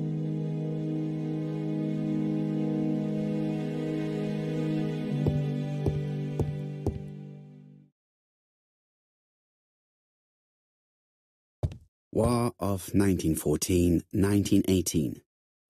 By the King's order, the name of Corporal A.B. Cust, Devonshire Regiment, was published on the London Gazette on May the 10th, 1918, as mentioned in a dispatch for gallant and distinguished service. An army dispatch, wounded on the Somme front, victim of a gas attack. Corporal Cust greatly deserves his distinction.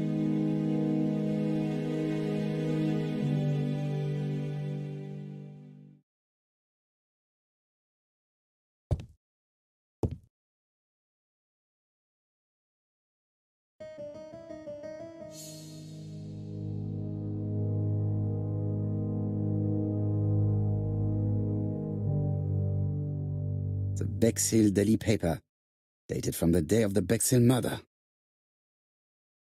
All the main articles referring to the ABC case are here, from the Churston murder onwards. Nothing before that date.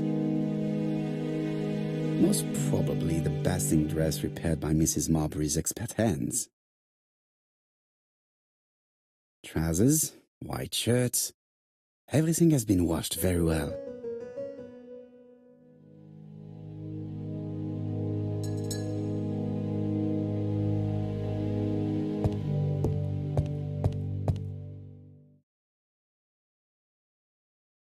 ABC guys.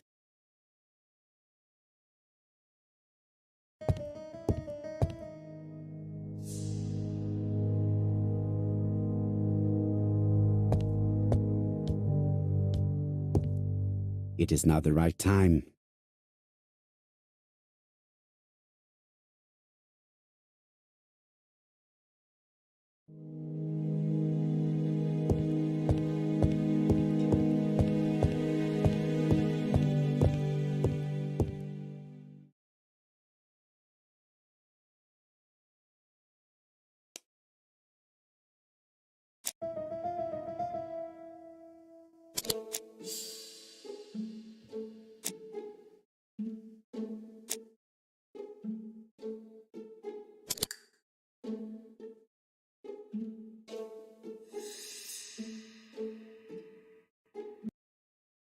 The register shows that Cust did not sleep at the guest house on the day of the murder. Where was he? Bexhill. The Bexhill paper reveals it. Cust bought this newspaper in Bexhill on July the 25th.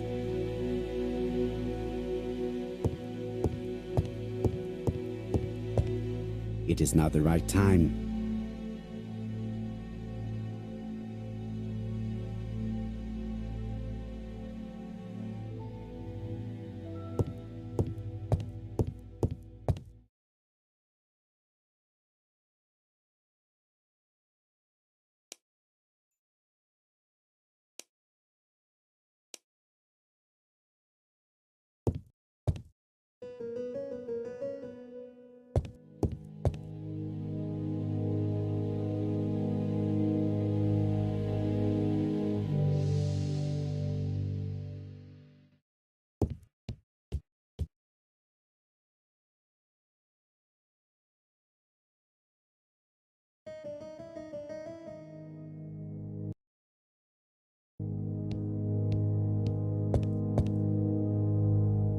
This dark stain.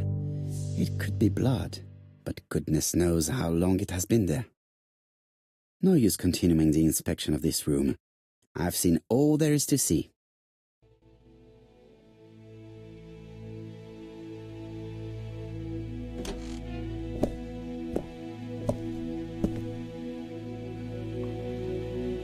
Goodbye, Mrs. Marbury.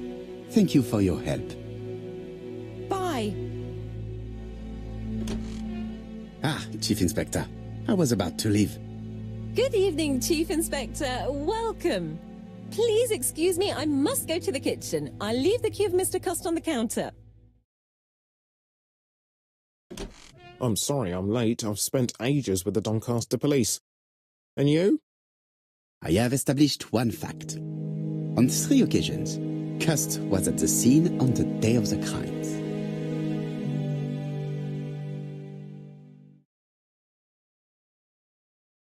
I had best talk to Jap.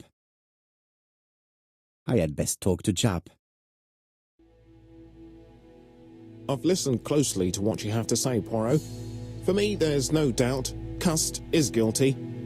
Do you have any element that might prove the contrary? That is what we're going to look for. Let us now try and get our brain cells to work.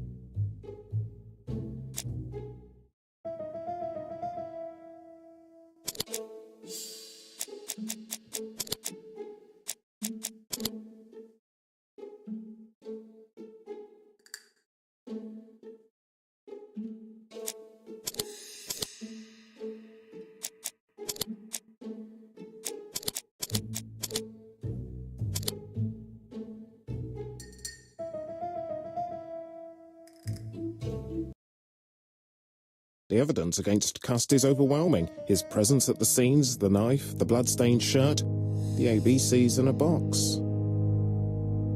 C'est vrai. However, the blood Mrs. Marbury saw on Cust's shirt may have been his own.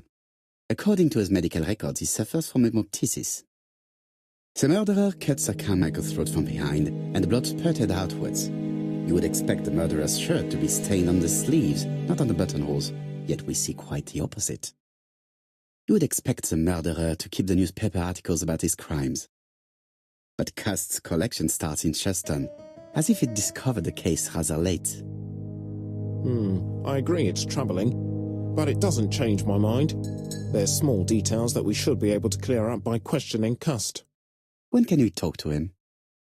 Doncaster is sending him to us on the first train. Are they questioning him already?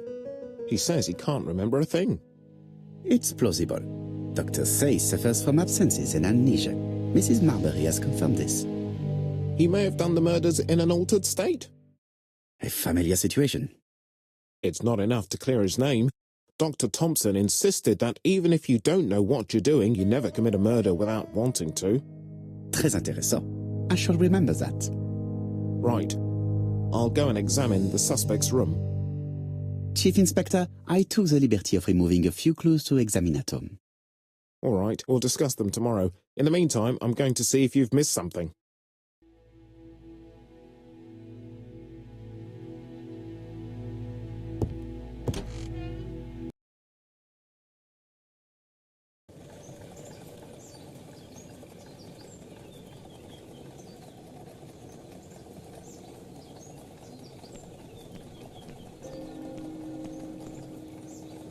To Scotland Yard, please.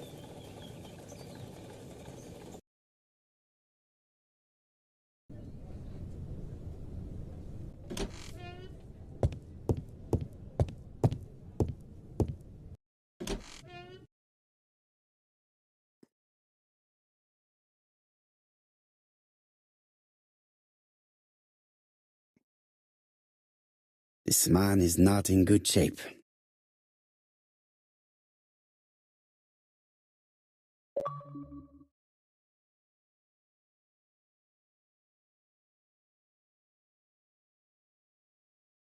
He is worried and very tired, and other police have been hard on him.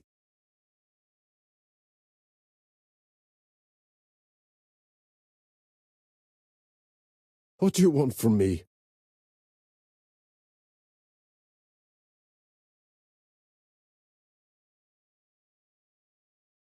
Good day, ABC. Do you know who I am? Someone who's got it in for me. I am Hercule Poirot, and I want nothing other than the truth. Ah, you're the detective.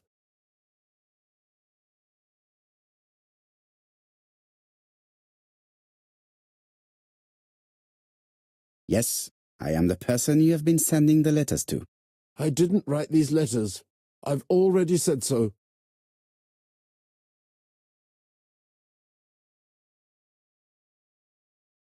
Maybe you forgot that you wrote these letters. Yes, it's true. Sometimes I forget.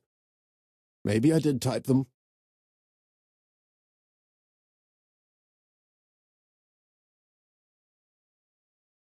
Are you capable of murder, Mr. Cust? All these questions are giving me a headache.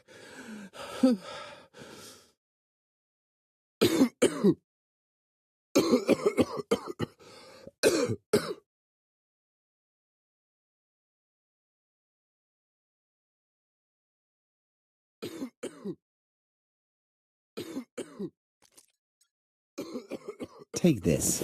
It will help you. Thank you.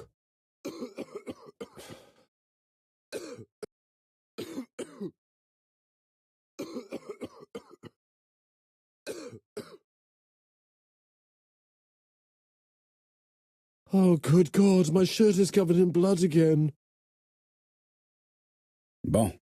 I now know where the bloodstains Mrs. Marbury saw came from. Are you well enough to speak? Yes, I feel much better.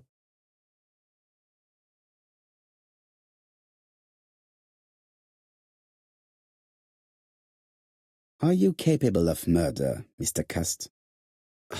All these questions are giving me a headache.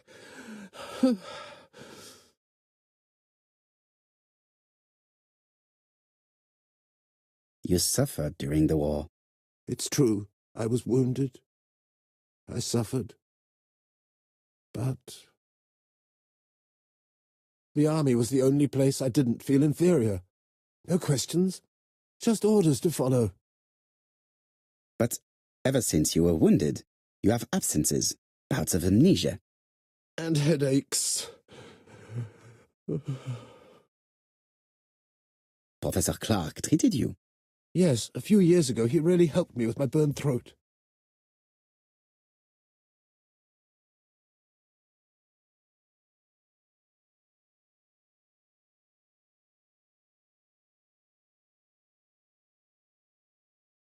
And to thank him, you murdered him? Stop talking about these murders.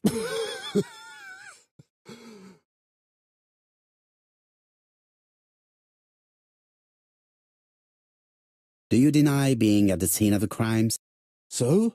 There was no harm in being there. It was only for my work. You were seen at all the crime scenes. Yes, I was. I travel a lot. But not for pleasure. I am terribly unwell in trains. But I had to respect my engagements. My employer gave me very precise written instructions about the towns I had to visit. Let's see. The company you claim to work for, Silky Legs, has never heard of you. And as for these letters they sent you, they were written on your own typewriter. The company sent me the typewriter when I started working for them. Yes, but the letters were received afterwards.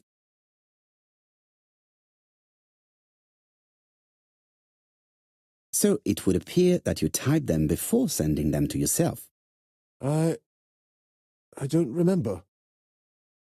Good God! I don't know what's happening to me. My head hurts terribly.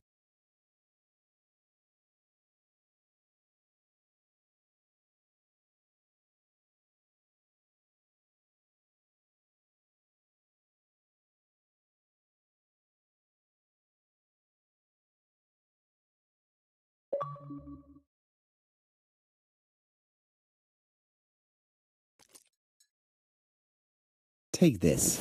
It will help you.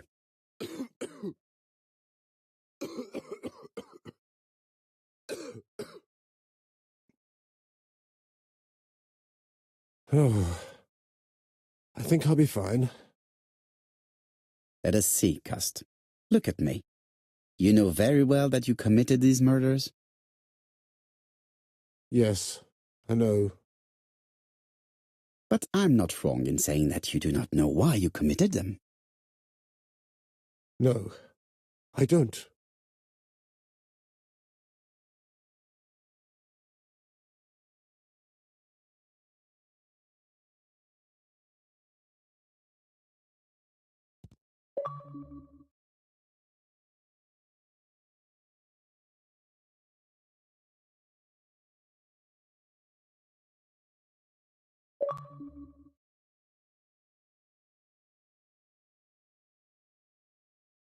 Let us leave Cust alone.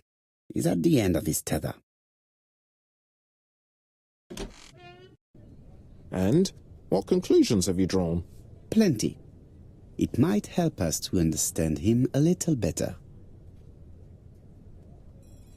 Let us now try and get our brain cells to work.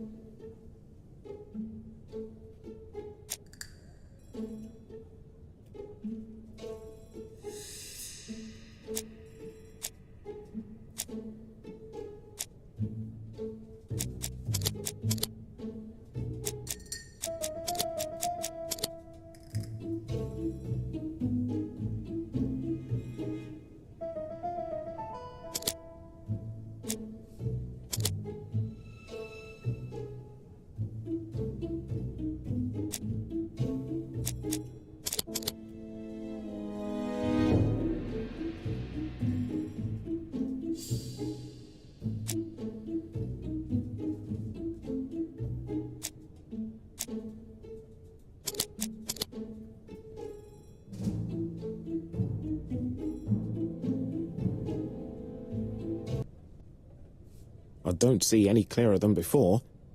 This is worse. There is one point to highlight. C'est curieux. Cust admits that he killed, but he does not know why. What did Dr. Thompson say? Even if Cust killed while in an altered state, it still must have been his deepest desire. He must have had a motive. Let's keep it simple. Never mind his motive. He confessed. But you see, he can confess to anything and everything. He denied the murders and then confessed to them. He confirmed that he never typed the letters. Then, with great ease, I managed to get him say quite the opposite. Come on, he behaved like a guilty man. He lied to his landlady. Because deep down he believes himself guilty. From the papers he noticed that he had always been at the scene of the crimes. He must think that he killed and then simply forgot what he had done. How can you be so sure? Let us look at his psychological profile. You will understand my point of view.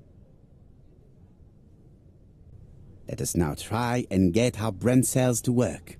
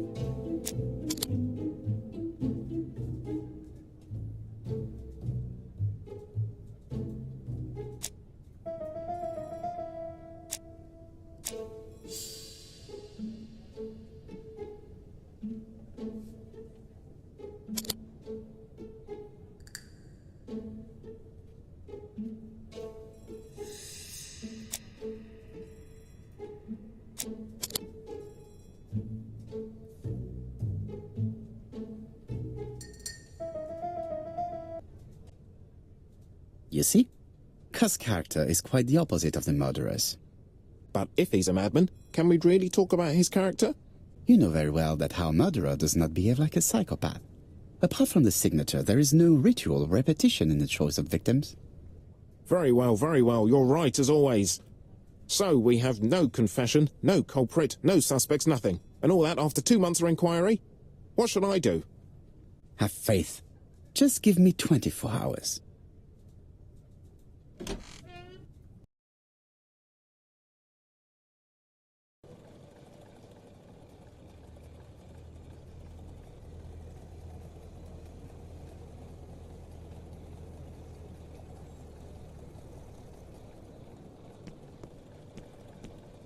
To Whitehaven, please.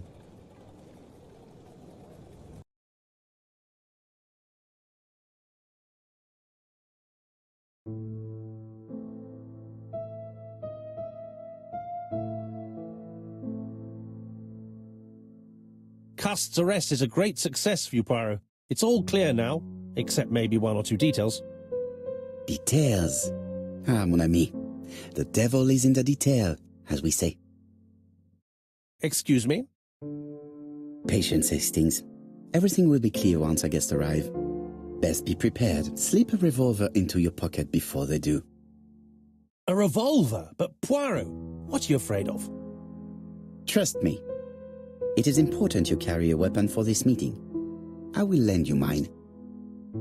What about telling me what you have in mind?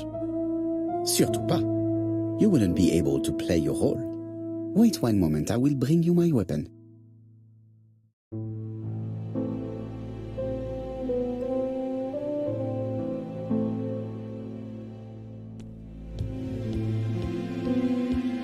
What about telling me... Surtout pas.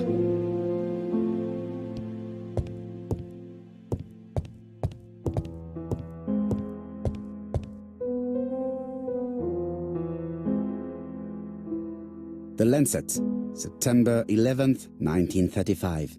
General Medical Journal. The alphabet murderer is not psychotic, according to Professor Thompson.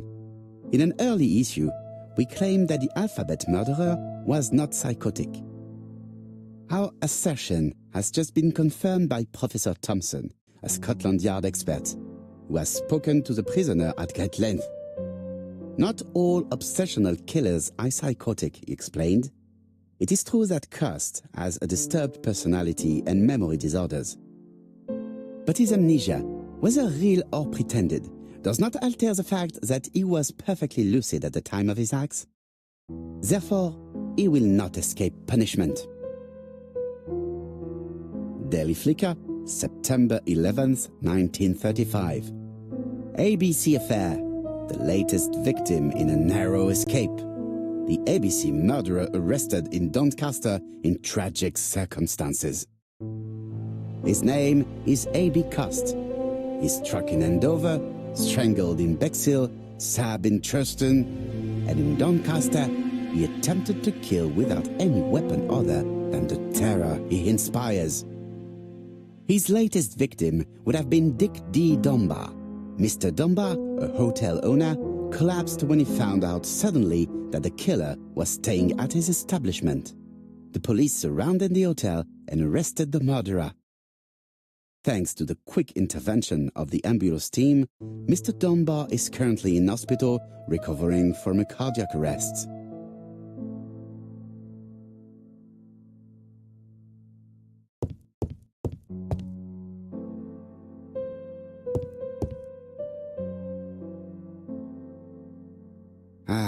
Some cool.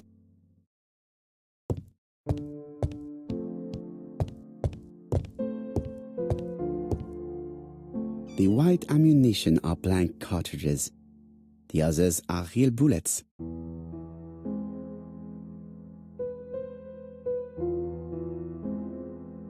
The revolver is loaded with real bullets. I still have time to choose blanks. The revolver is loaded with blanks. I still have time to choose real bullets.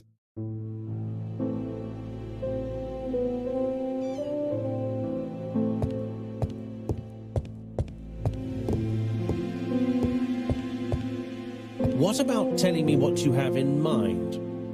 Surtout pas. You wouldn't be able.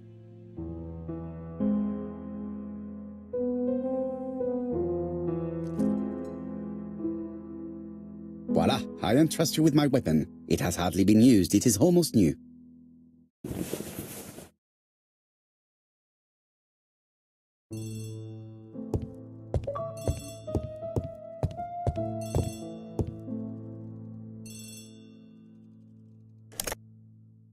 Chief Inspector, is that you? Yes. Sorry, but we haven't found anything. Have you checked the typewriter? And the packaging, the letter, and the ribbon reel. We've only found prints left by Cust and his landlady.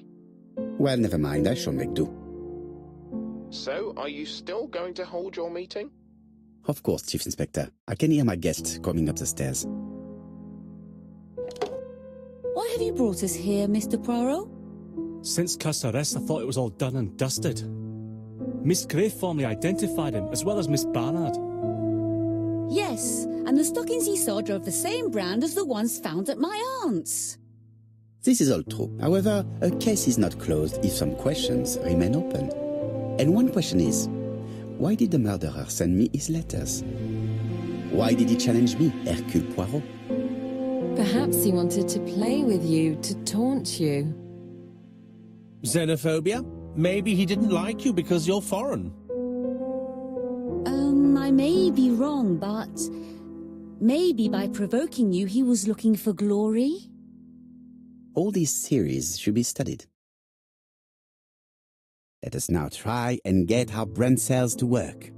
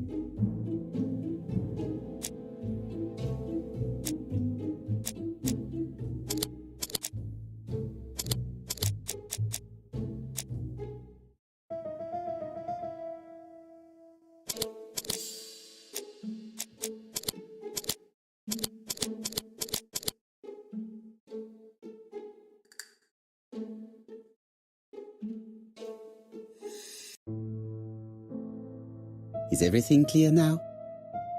You might like to explain your reasoning again. Of course. First of all, remember that the murderer made it a rule to always post his letter before the murder. He never digressed from that rule. However, in Churston, he encountered a problem. The village has only 500 inhabitants. With advance warning, it would be easy to arrest him. Therefore, the murderer delayed his letters deliberately with the wrong address. The plan wouldn't have worked if he'd sent it to Scotland Yard or the papers because everybody knows their addresses. The mistake would have been corrected and the letter would have been on time.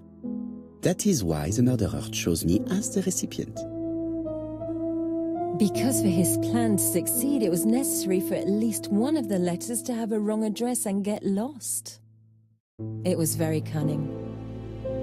Absolument. It is a very subtle plan. It matches the profile we have drawn up of him perfectly. That of an intelligent, daring and calculating murderer. But that's not how you describe Cust. You are quite right, mademoiselle. Like you, I find it hard to believe that this dull character is the clever murderer we are looking for. Do madmen... I mean, if he's mad, he might have two very different sides. No doubt.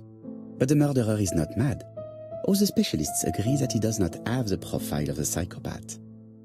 But if Cust is not guilty, how do you explain his presence at the scene of the crimes? Mr. Clark, the answer to your question is in the medical records of your brother's patients. Documents which Cust most certainly did not have access to. Let us now try and get our brain cells to work.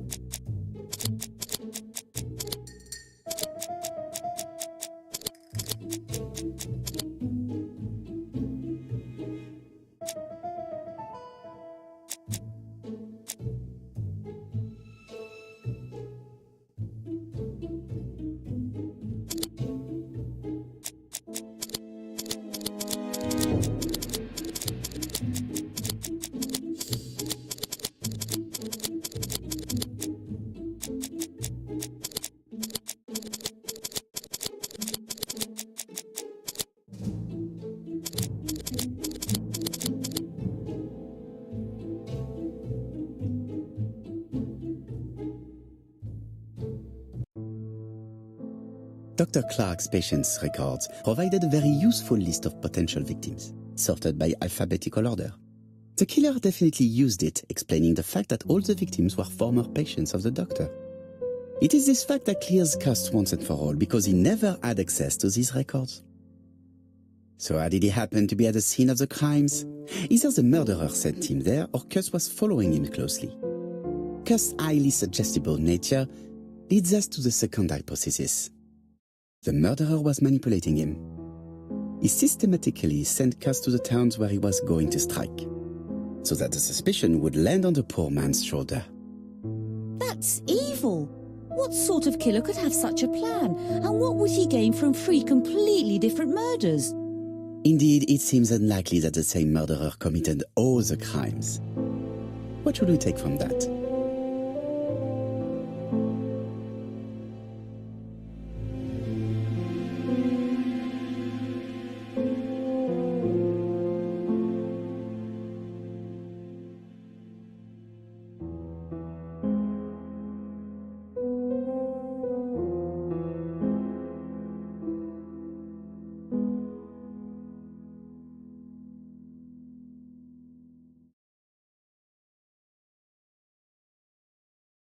The murderer first killed for money, but then began to enjoy it. But Mr. Poirot, the first murder was my aunt, and nobody had anything to gain from killing her. Ah, certes. Therefore, this is not what happened.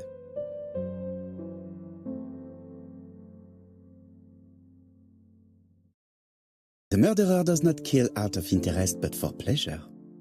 You yourself told us that the murderer was not a psychopath. Ah oui, absolument. Therefore, let us look for something else. There is not one murderer but 3 accomplices, who all use the same scenario. Do you mean that 3 murderers with quite different aims joined forces to create a smoke screen? Here's another question. Is it still necessary to find a motive for each crime? And the one in Andover poses problem. Why was poor Mrs. Asher killed? Indeed. It would be best to forget the theory.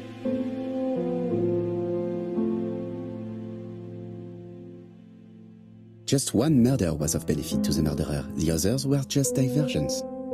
On reflection, there is only one conclusion. The murderer killed once out of interest and twice to divert our attention.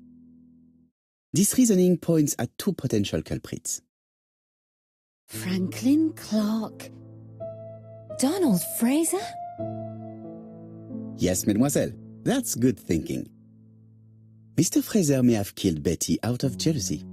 Mr. Clark may have killed his brother in order to inherit his large fortune. Both have a motive. But Donald did not have access to Dr. Clark's records. Please allow me to disagree with you, mademoiselle.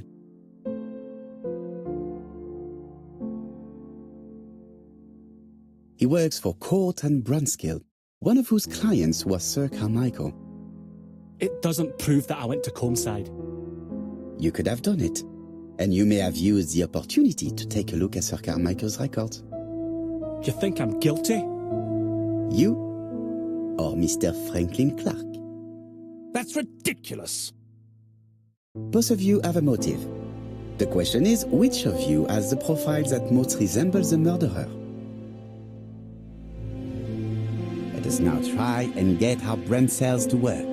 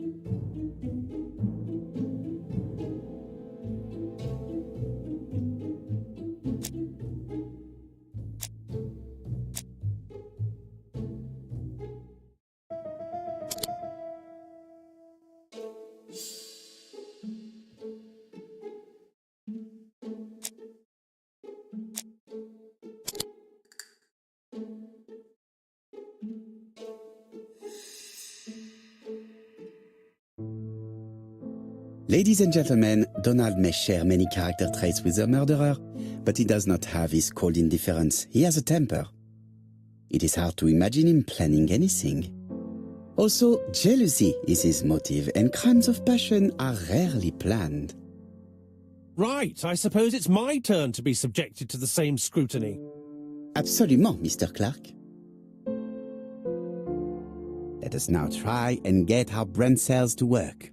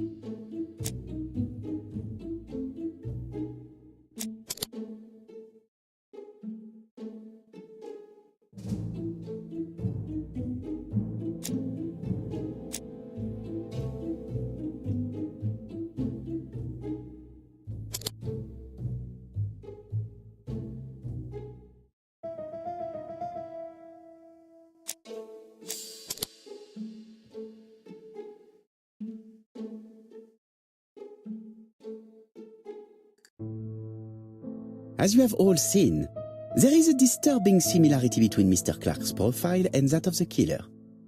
In actual fact, it is exactly the same. Mr. Poirot, your psychological studies are interesting, but your conclusions do not add up. Why would I have wished my brother's death? The inheritance is lawfully mine. I just have to wait. No, you had to act quickly.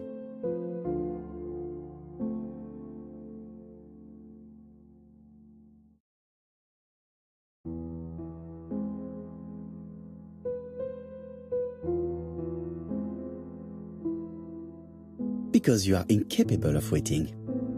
Really? Well, I am no murderer. You presented him as being a cold and patient schemer. Certes, normalement. But Lady Clark's imminent death precipitated events. Mademoiselle, although you haven't been telling the truth, there is no doubt in my mind that you would have found a way to marry Sir Carmichael after Lady Clark's death. For you, Mr. Clark, it was a disaster.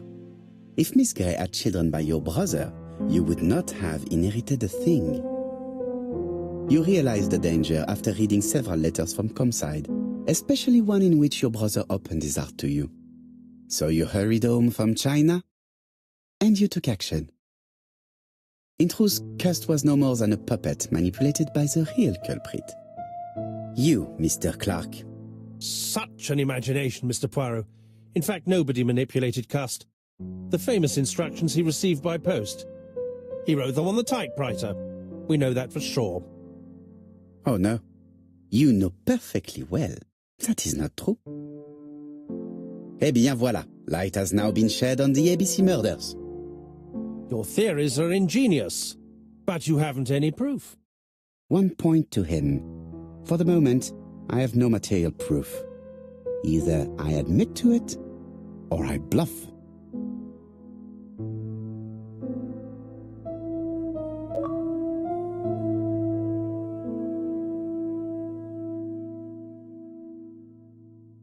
Proof is easy to find now that we know where to look. You have nothing on me. You're bluffing, Mr. Poirot. Come on, Thora, there's nothing for us to do here. Don't touch me. Thora! I understand why you never wanted to lend me your new typewriter, and why you were searching through your brother's things. And the hole you dug on the moors. What did you hide there? The knife you used to kill your brother? All right. Well played. I lose. The game's up.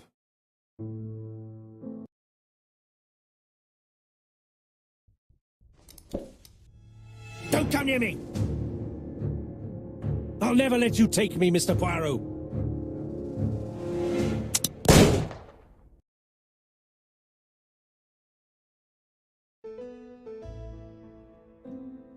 I'm sorry, Mr. Clark, there is no easy death for you. I expected your reaction, so I used blanks. I'm sorry, mademoiselle, but your second chance has been lost. Franklin Clark will never inherit his brother's fortune.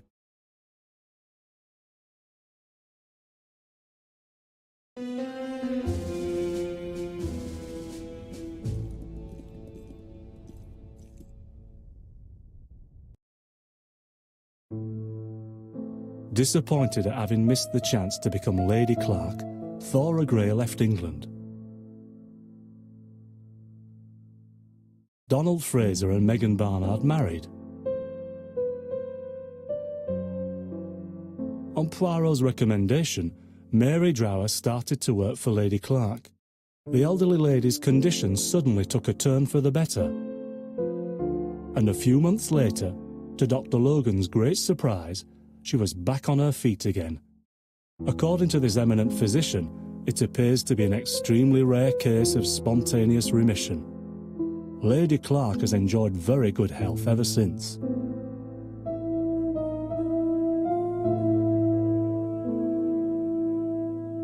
Journal of an Innocent, the incredible story of ABC. As for A.B. Cust, after being advised by Poirot, he made a great deal of money by selling his story to the press.